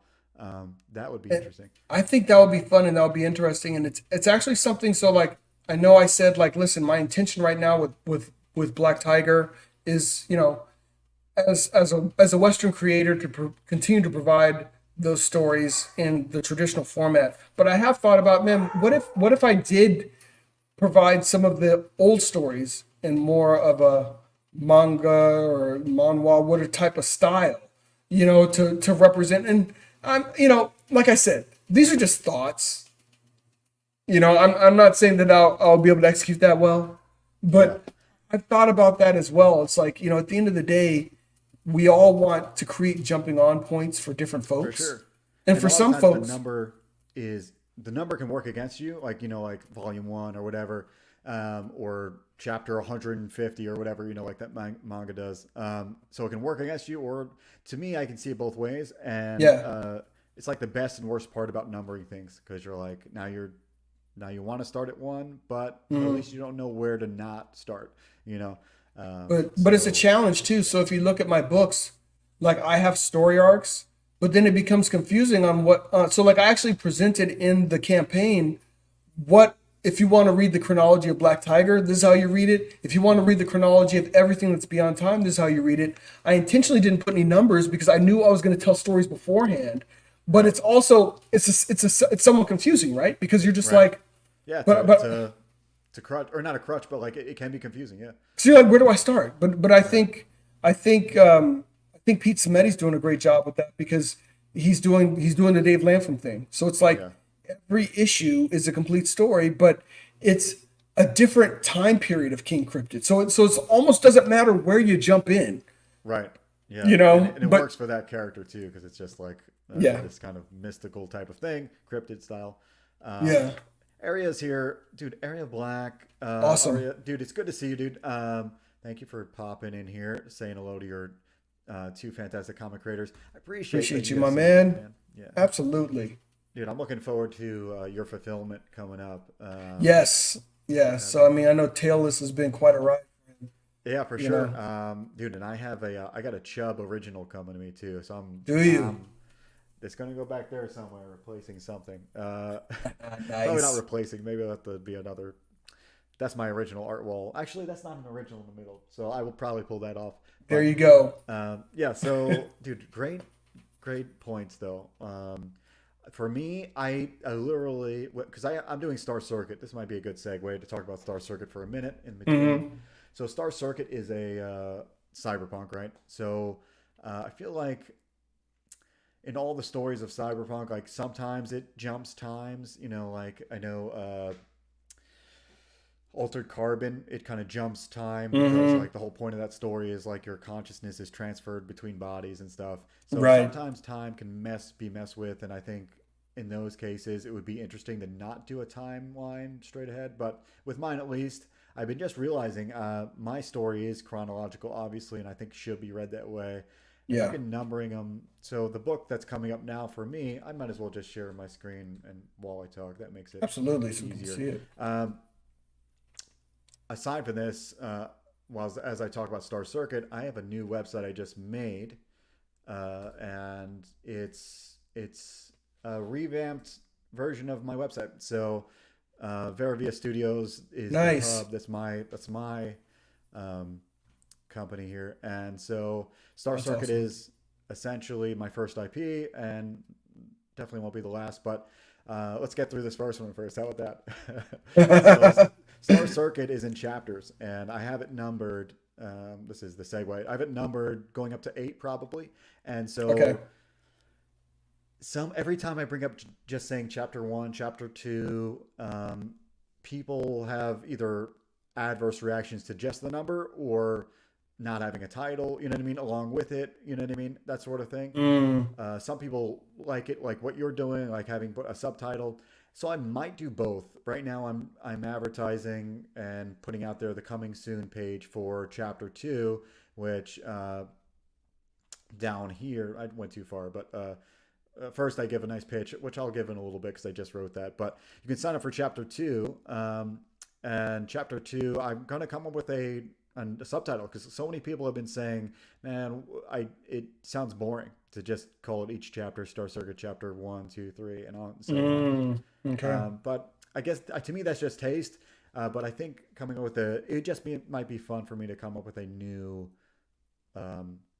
just like a straight up new title for each one, just to give it a subtitle, just to give some people different things. But anyway, the Mm. website's way Oh, more there you organized go. now. Yeah. So all you have to do is go home. You can go to Patch In and read some different things.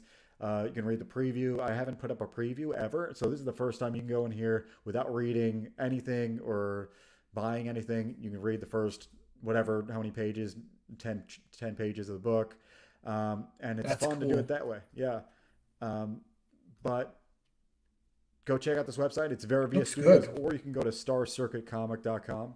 Mm. It's going to probably prompt you with joining the club and getting on the email list because I think Join the we're above club. 100. Huh? So join the club. I know. Join the club. Please join the club. So it's probably aiming to be launched end of the year, maybe the beginning of next year, because it's a Okay. long book. It's a 72-page second chapter, and so Nice. it's pretty long as far as comparatively to chapter 1, which is only 30. But here, I think what works best is in this future.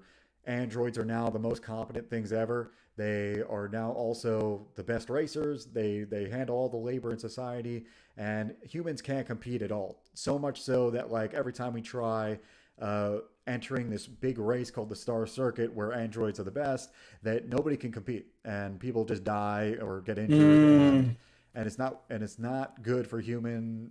I guess as far as some people see it, like our main character, it just is it bums him out. And so in this third uh, paragraph here, as it says, after his family's ripped away essentially by the very tech, this android tech that sustains society, the only thing that's getting him through the day is thinking about the potential of maybe racing, or this delusion that maybe someone could race the Star Circuit and actually Mm. Okay. survive. And Yep. so Yep.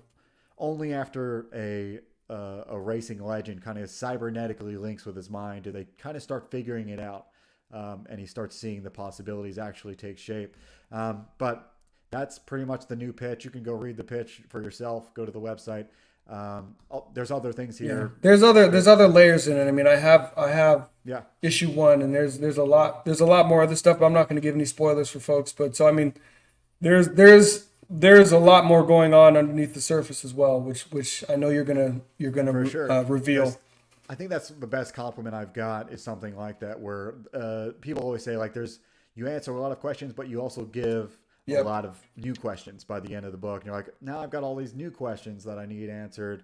And I think that's the most, probably some of the more fun parts about being a storyteller. You get to talk about all that and try to like get people excited to figure out what's going on.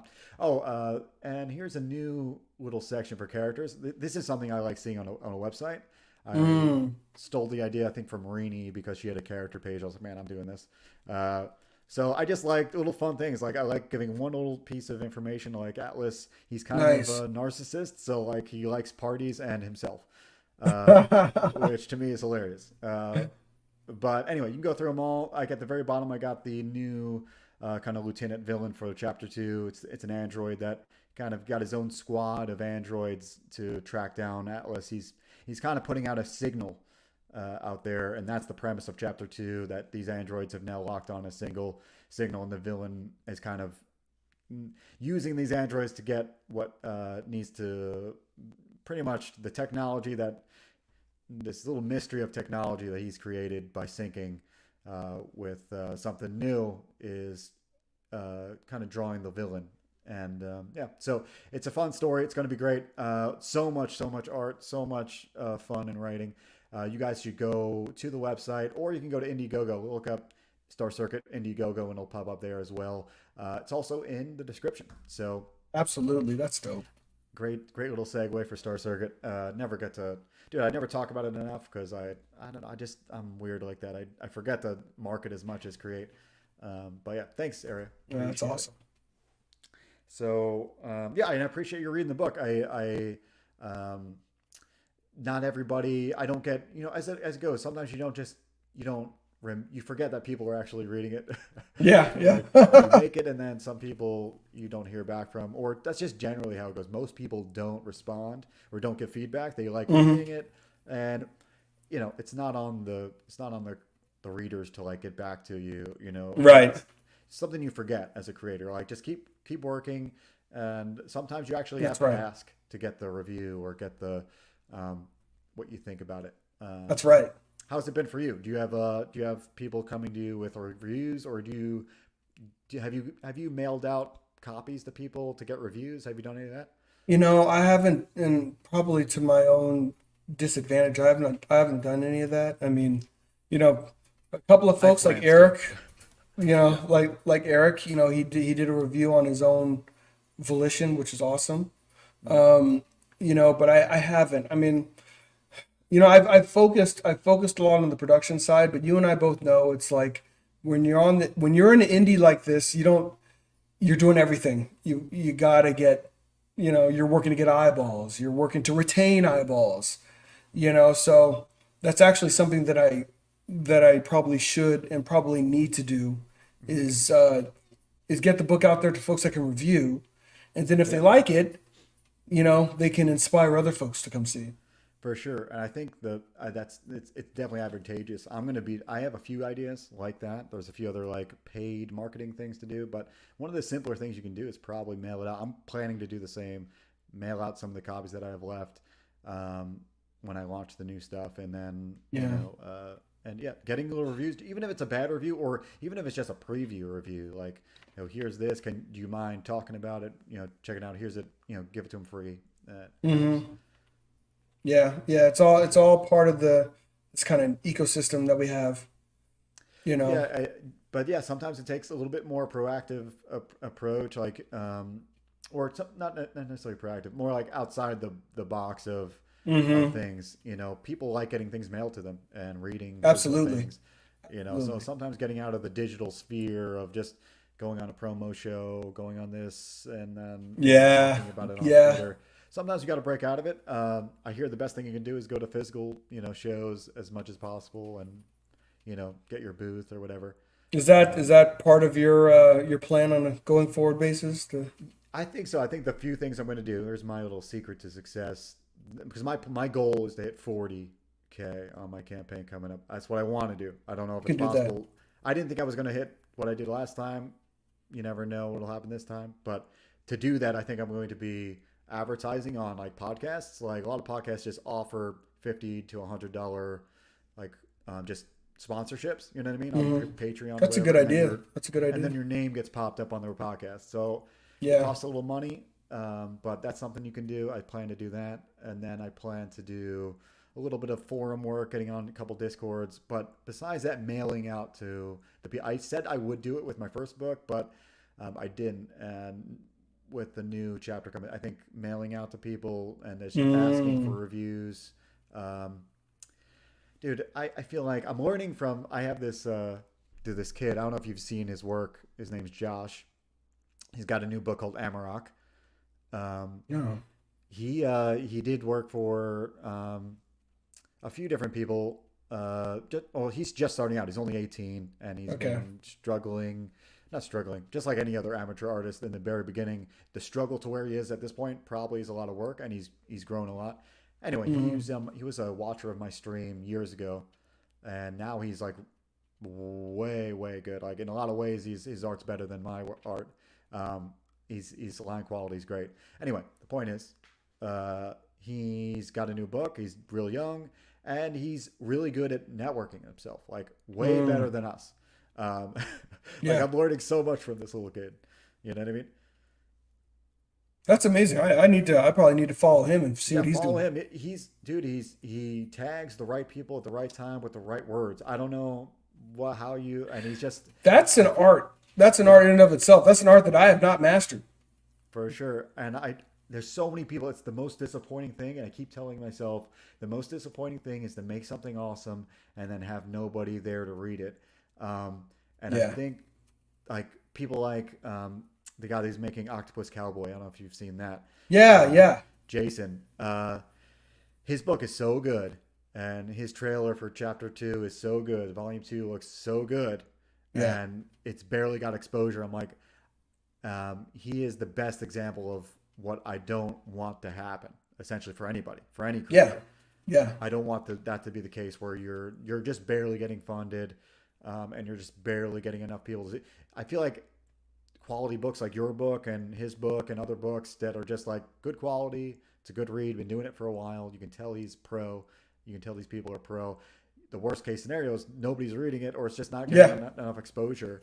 Um, yeah, so like No, I know that that has crazy. not been my strong suit either.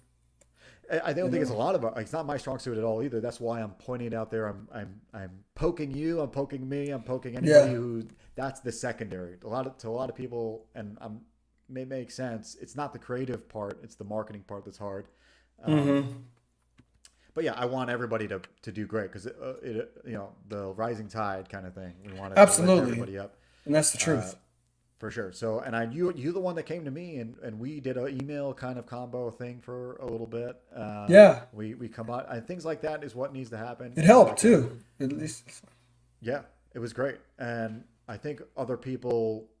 Either way, that kid, his name's Jedi. Well, he used to go by Jedi. He's the Art Jedi now, um, on Twitter. So I'm look gonna look him him up. up. But yeah, he's got an amazing amount of followers and an amazing amount of just traction, and I've learned a lot from him over the little bit of time.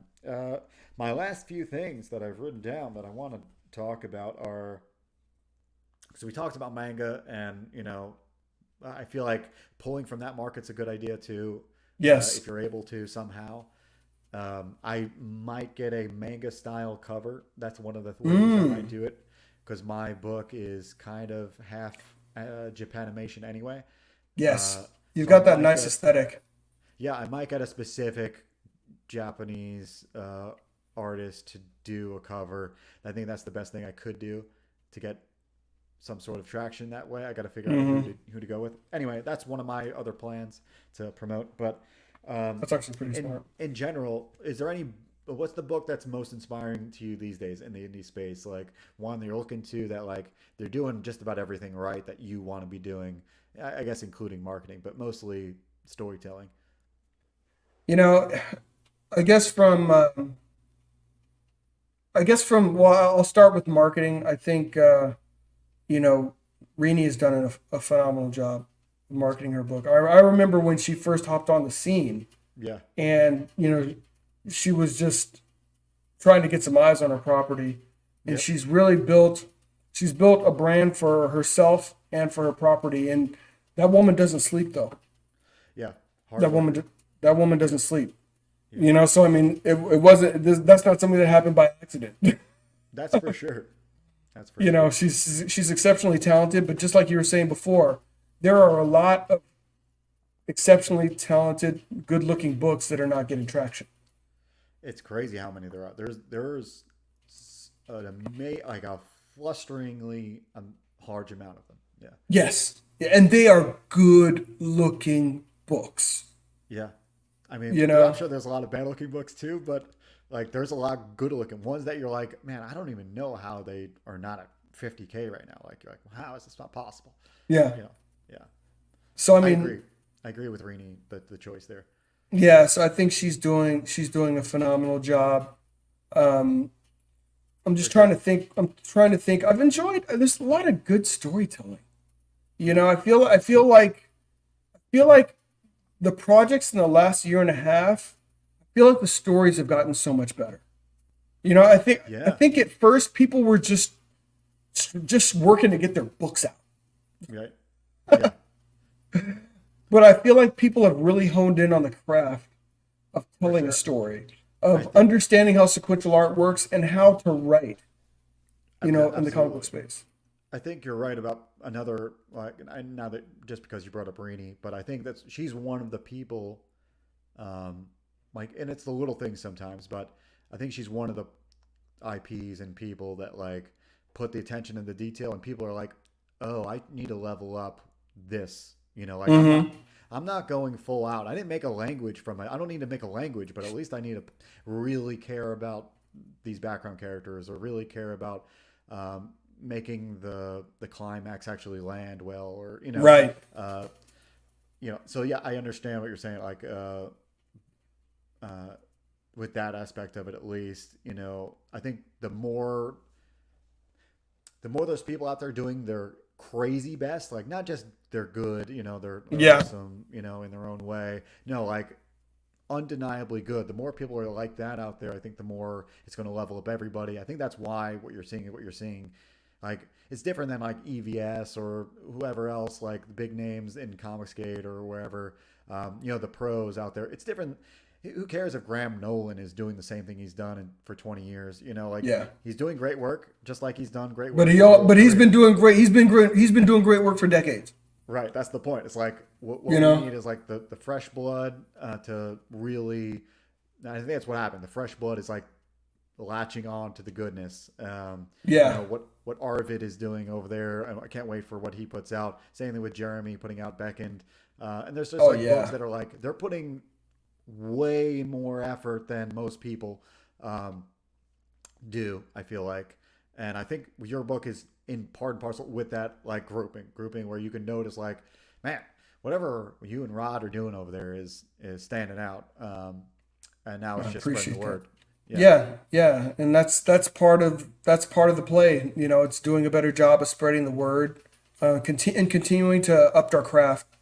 Continuing to tell better stories, continuing to just level up on every aspect. Me as a writer, Rod as an artist, and our ability to collaborate together. These are uh-huh. all things that need to just continue to grow. Do you have new colorist on the new volume too? Oh man, so Vinicius, he started coloring. So he only colored a part of Legacy of Fury, but he started coloring Hidden Dragon, the Uh-huh. first volume, and his colors absolutely accentuate Rob's art.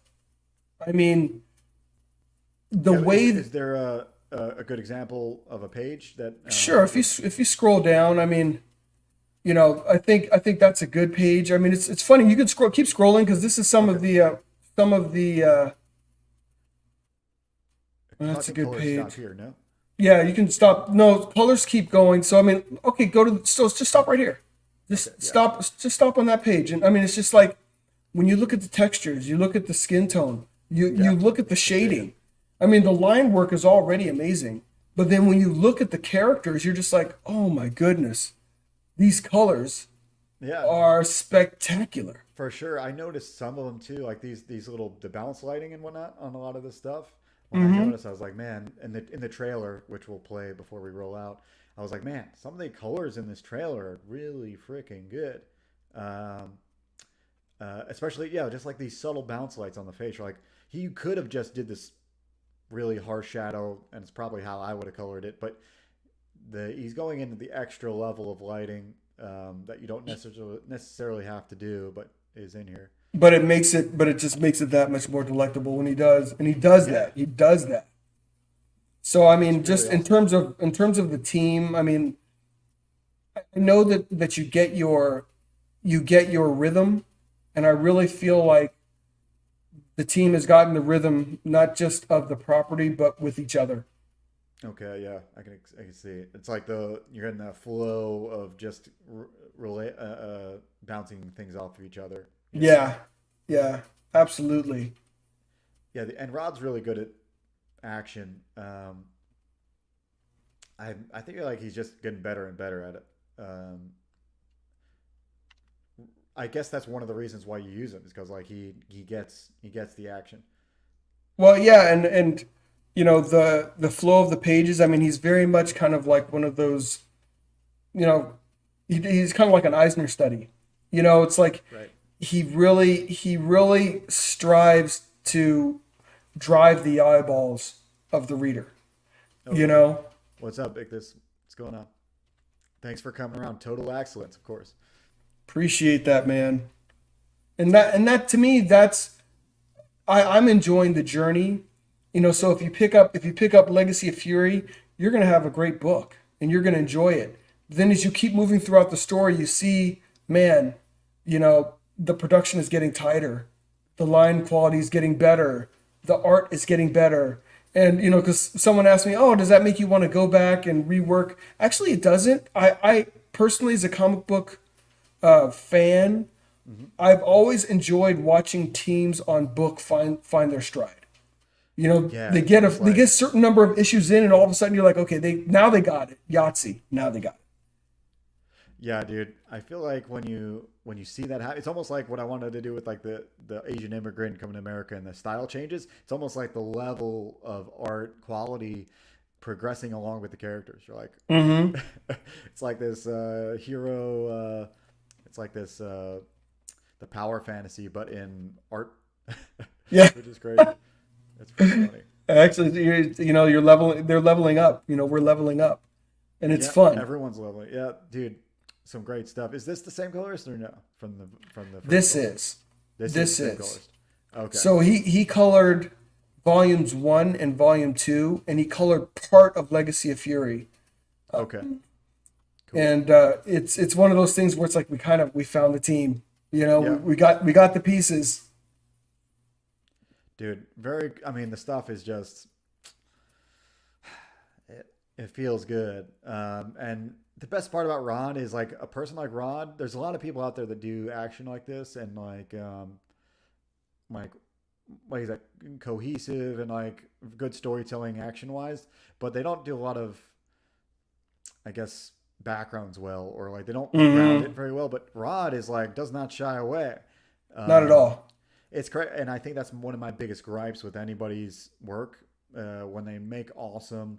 At some point, you start reading, and this is what I look into a book, and I'm like, if I Yeah. read through some sort of action sequence and I can't tell that it's moved from one location to another, or like at some point you're like, wait, where are they? Yeah. You know what I mean? If that question ever comes up, I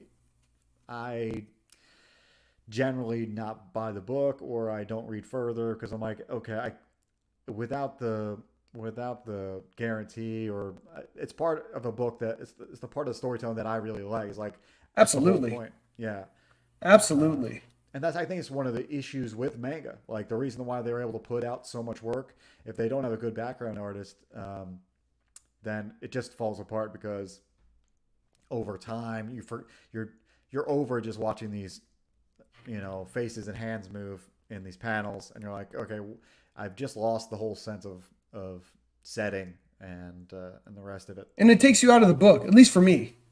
You know, those kind of things take me out of the book. So yeah, Vinicius Townsend. Vinicius Townsend. Hmm.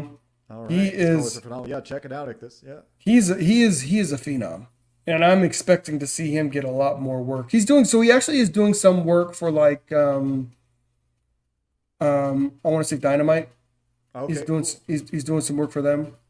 Yeah, I Um, feel like if I needed one, if I needed a colorist, still, I would probably give him an art test, or like just see what he does with the panel, just to see how he pulls sci-fi off.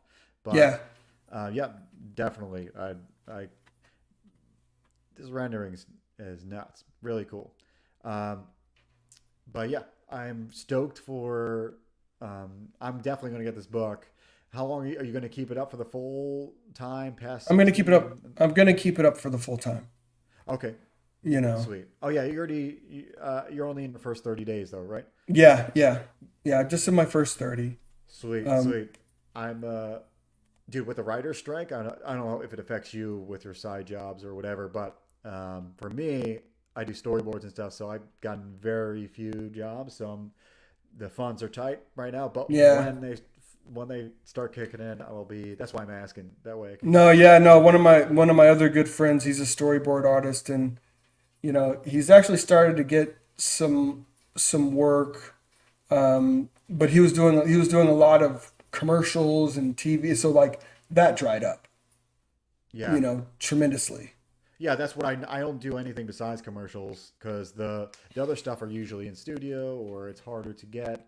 Um, like for some reason, animation and TV and stuff, it's harder to get in without the right connection that way. But commercials I do a lot of, and they've dried up a good amount. But anyway, I'm doing other comic stuff, so that opens up more time for comics. There you go. More Yeah, Star I'm. Circuit. Yes, and Star Circuit, but I'm doing other. I've got other secret projects. There's another book I did already, and we're going to crowdfund soon called Left Hand Free. It's Hmm. a it's a book. It's cool. It's a post-apocalyptic future where they use magic like Avatar Airbender, but it's all team-based. You need a partner to make magic happen. So Okay. which is Okay. cool. So, but I drew that book already, and we're going to crowdfund that soon coming up. Probably, I'm sure the coming soon page is going to be here anytime. But it's not my book. The writer is going to figure out when to put that out. Um, but yeah, That's cool. That's cool. And hell yeah. it also avails you the opportunity, like you said, to do more comics, which is Yep. great.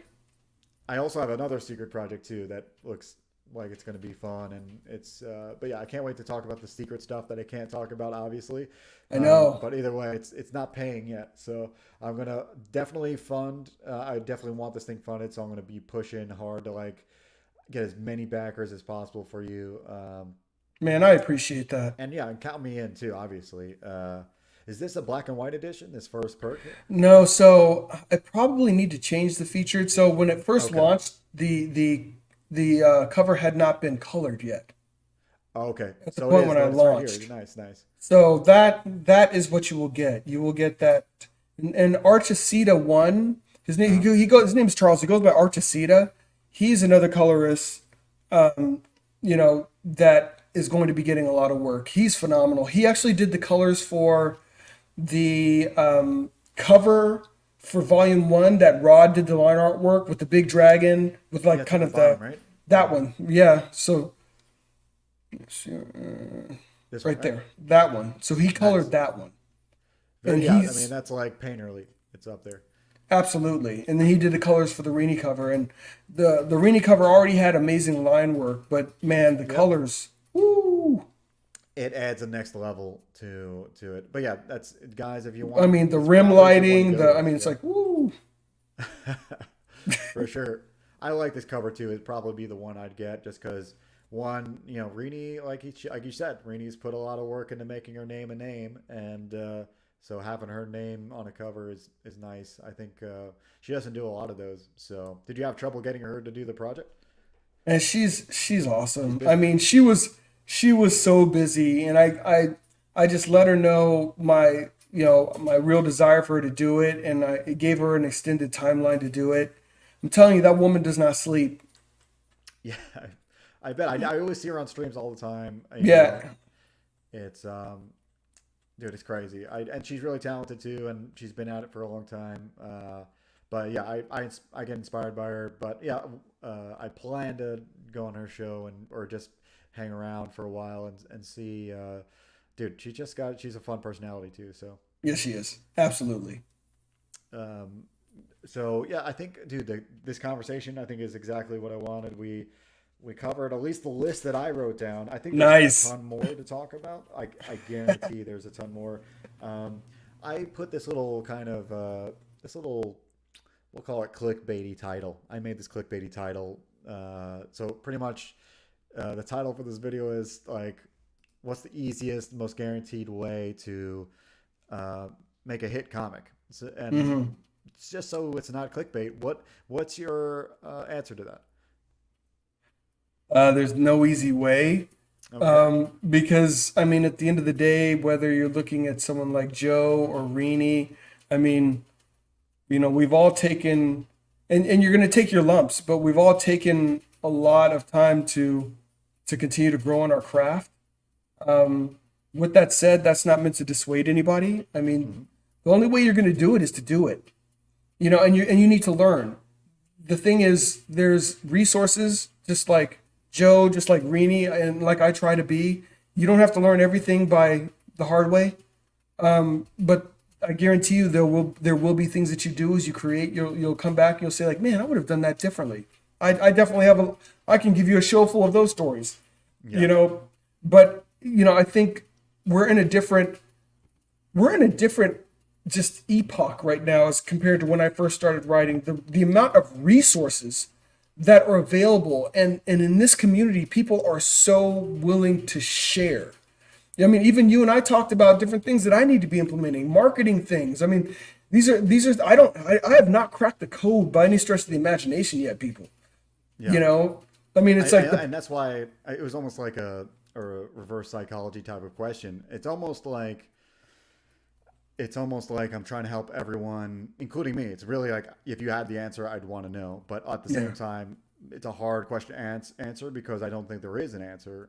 yeah, But at least talking about it produces the answer. It's like, nobody has, unless maybe you're like Mark Millar or somebody who's been like a really hit kind of yeah. storyteller for a long time. He might have like some crazy answer, but for us, yeah, I think what you just said is key. It's like trying to grow all the time. And we have to. And the thing is, Yeah, we have the benefit of this community, but we also have to realize who we are and who we are not. You know, I love EVS. I love Graham Nolan. We're not them. yeah, I mean, it's like they come to the table with decades of already having put in the work, yep, already having built the fan base. So everything they're getting is what they've earned, and they've worked for that over decades. Some people look at them and say like, "Oh, look at Dale Keown." I'm like, man, I was buying Dale Keown's comics. yeah, Come on. When I was a kid, I was sitting there going to the comic shop. Is Pit out yet? Is Pit out yet? Is Pit out yet? Is Pit out yet? yeah. So it's like you have to realize, you have to be realistic about where you're coming from and where Yep. you're trying to grow to. I think putting that also in perspective, though, too, is like, yeah, there is that thing where don't have the expectations of the pros, but at the same time, don't put yourself down like you're less than them either. Like, not saying that you just did, but just in general, to round out the advice, I would say Yeah.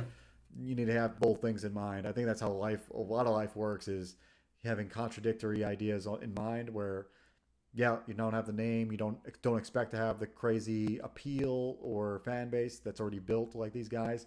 But Yeah. again, don't think. I think who said it? I think McConaughey. He's been out there doing podcasts and stuff. Matthew McConaughey. Yeah, he And has. one He's of been his out there, lines man. that He's I've been in the seen, wild. huh? He's been out in the wild. Yeah, he has, and his new book. I stole a line from his advice, which I use all the time. It's probably not verbatim, but straight up. Straight up, it's something very similar to um, less less admiration, more engagement. Like, do Mm, less reverence of this almighty kind of prose and almighty thing that I can never be. More engagement. More forget that they're this thing. Talk to Graham. Talk to EVS. Talk to whoever. Send out these things. Don't be afraid to reach out, but reach out with honest consideration. Like I reached out to Pete to get on a show. I didn't have to. He's planning to talk to me anyway, Hmm. because he's also another guy that's really Oh he's man. on the grind. But I Woo. reached out, and I reached out with more than just like, you know, I like your show, let me on. It was more like these are the things I'm thinking about. But if you approach people with the engagement is what needs to be there. You need to give if you're trying to like talk to EVS or trying to talk to whoever. I would imagine you need to have some substantial value for them to recognize you're talking to them. Like Absolutely. because they have tons of people talking, so you have to be above what the average person just saying, BS about, liking their work.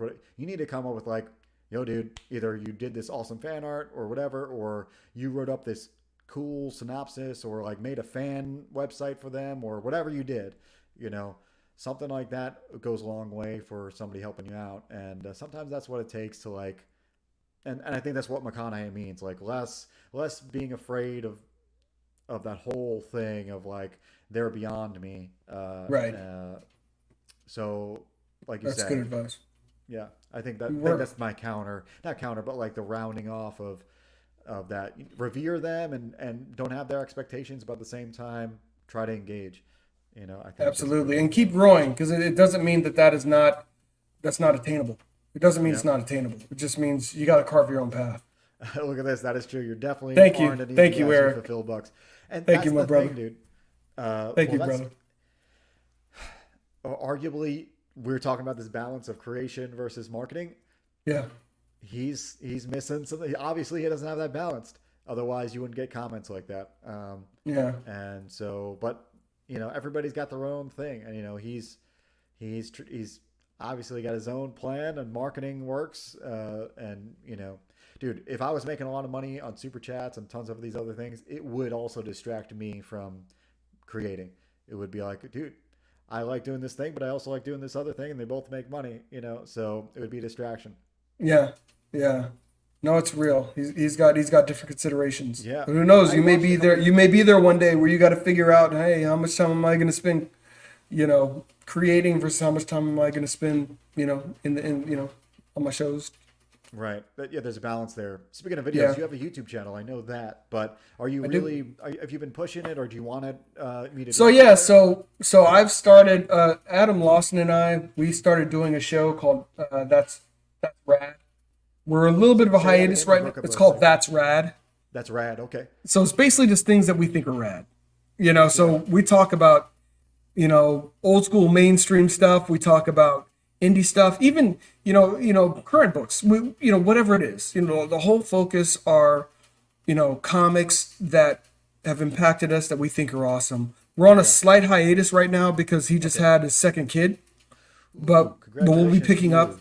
Yeah, man. But we'll be picking up That's in a big another guy. week or two, and just wanted to get that good energy going. I mean, everyone has their own formula for what they want to do in their shows, and for Yeah. me, it's a combination. I mean, I love the medium. I love to talk about things that are cool. I can talk all day about things comic related, and love to hear people do that. So I'm trying to lean into my own personality with comics, and it's really about I love talking about cool stuff. Yeah. I I totally relate because obviously, like talking about cool things. And that's the whole point of this conversation here is just, you know, I like promoting the book, but more I just like want to hang out with you. Yeah, yeah, So like I'm here on a Sunday working my ass off trying to make the book, and I'm like, this is a good break and a good time to like talk things to invigorate. Like you need to keep invigorating your kind of mind with comics and friends and connections. And I think that's something I lose sight of all the time. Just like, why are you doing this in the first place? yeah. I think Mobius maybe on a new documentary, not a new the old documentary. I think it's on Tubi now, but Mobius said that no artist does this to remain obscure. You want to be out there talking to people and people Mm, to know you. You know. yeah, Oop, that's my true. my audio went the other way. There we No, go. that That way it that doesn't ring twice. Yeah. that's what you said is 100% true. And us being able to create, but also us being able to be in. And honestly, this round with with this volume of Black Tiger, Mhm.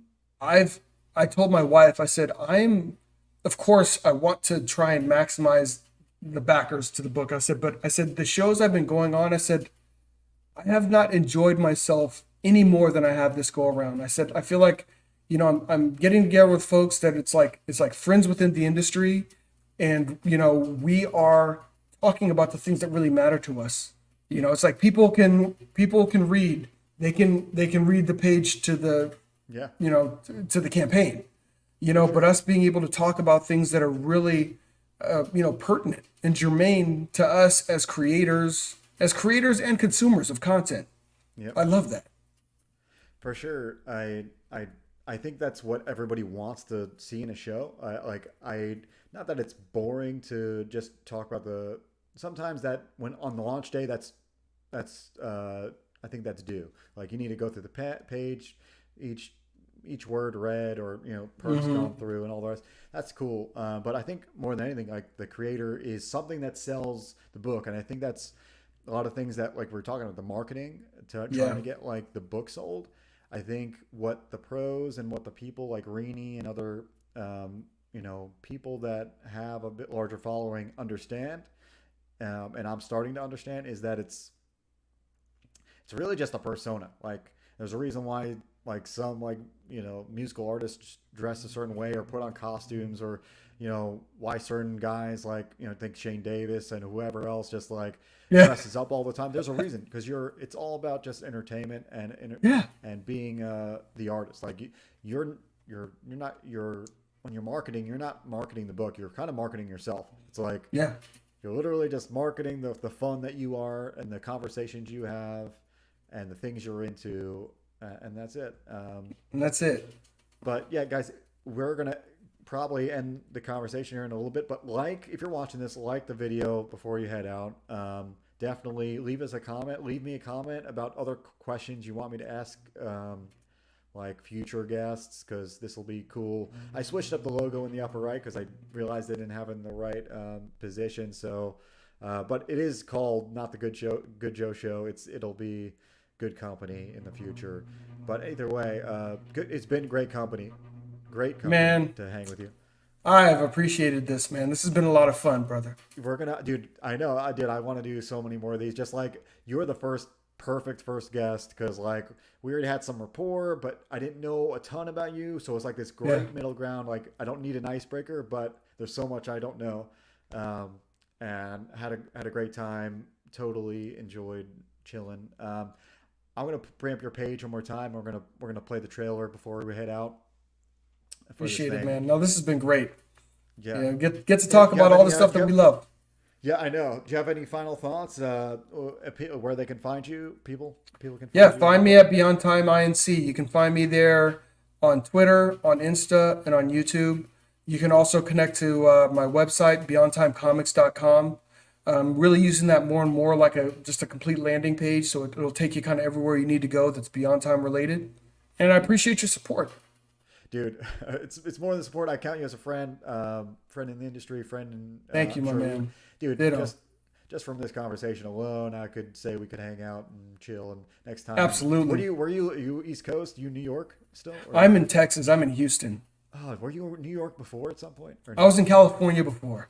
Oh, So okay, I you was were in someone so else. so yeah, so I was originally in LA, and then Okay, what the part of family and I Texas are moved you out in here. now? And I was just down So there so last we're week. in Houston. We're in Houston, Cool. right? So yeah. Where are you? I'm in Orlando, so Gotcha. any Okay.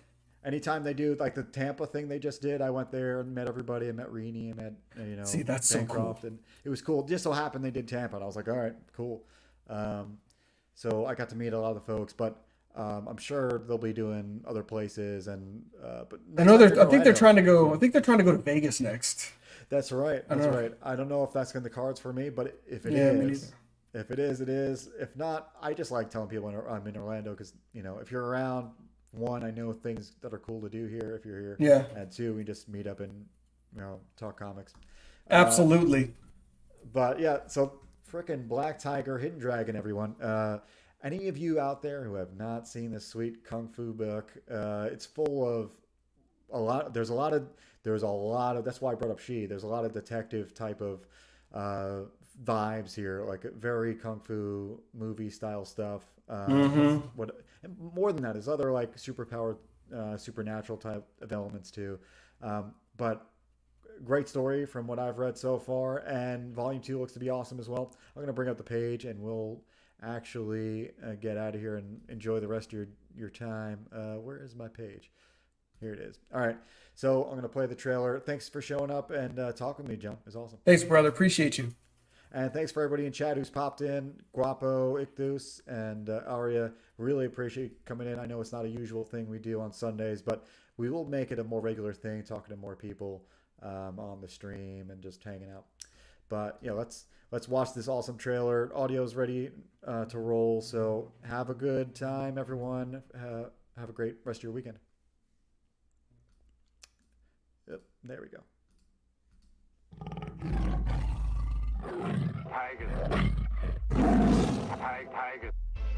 Welcome, Beyond Time travelers.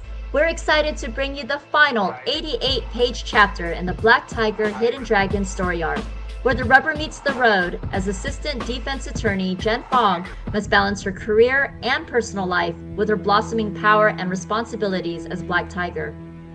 Jen must survive an insidious game of death and a lethal encounter with the Metahuman Activities Division of the Los Santos Police Department as the city streets run ablaze with criminal activity. Along with pulse-pounding action, this graphic novel reveals inconceivable truths about the Black Tiger power, ranging from ancient Mayan civilization to feudal Japan. Picking up where Volume 1 left off, Jen must go farther, dig deeper, and bring it with more bone-crushing kung fu than ever before in order to save the city of Los Santos and restore the disgraced names of both the Fong family and the Black Tiger. For those of you who are new to Black Tiger, this campaign is a great jumping-on point, as it contains nearly 350 pages of comic book awesomeness with 2 complete 6-issue Black Tiger story arcs, Legacy of Fury and Hidden Dragon. Start at the beginning with the 172-page epic Black Tiger Legacy of Fury, in which Pak Fong, the prior Black Tiger, has a strained relationship with his children. His daughter Jen is as straight as an arrow assistant DA, whom Pak has inadvertently lost in the shuffle as he focuses his attention on his prodigal son Eric. Unbeknownst to Jen, Eric is the heir to the Black Tiger power, and an enforcer in the Red Dragon Triad, the most brutal gang in Chinatown. When an assassin's bullet ends Pak's life and grants the power to Eric, the family is shattered. Pak's web of secrets drives brother and sister onto separate journeys that collide as the fate of the city and the mantle of the Black Tiger hangs in the balance. All production is 100% complete as we continue our mission to bring you the very best in comic book entertainment. Join us for boundless imagination.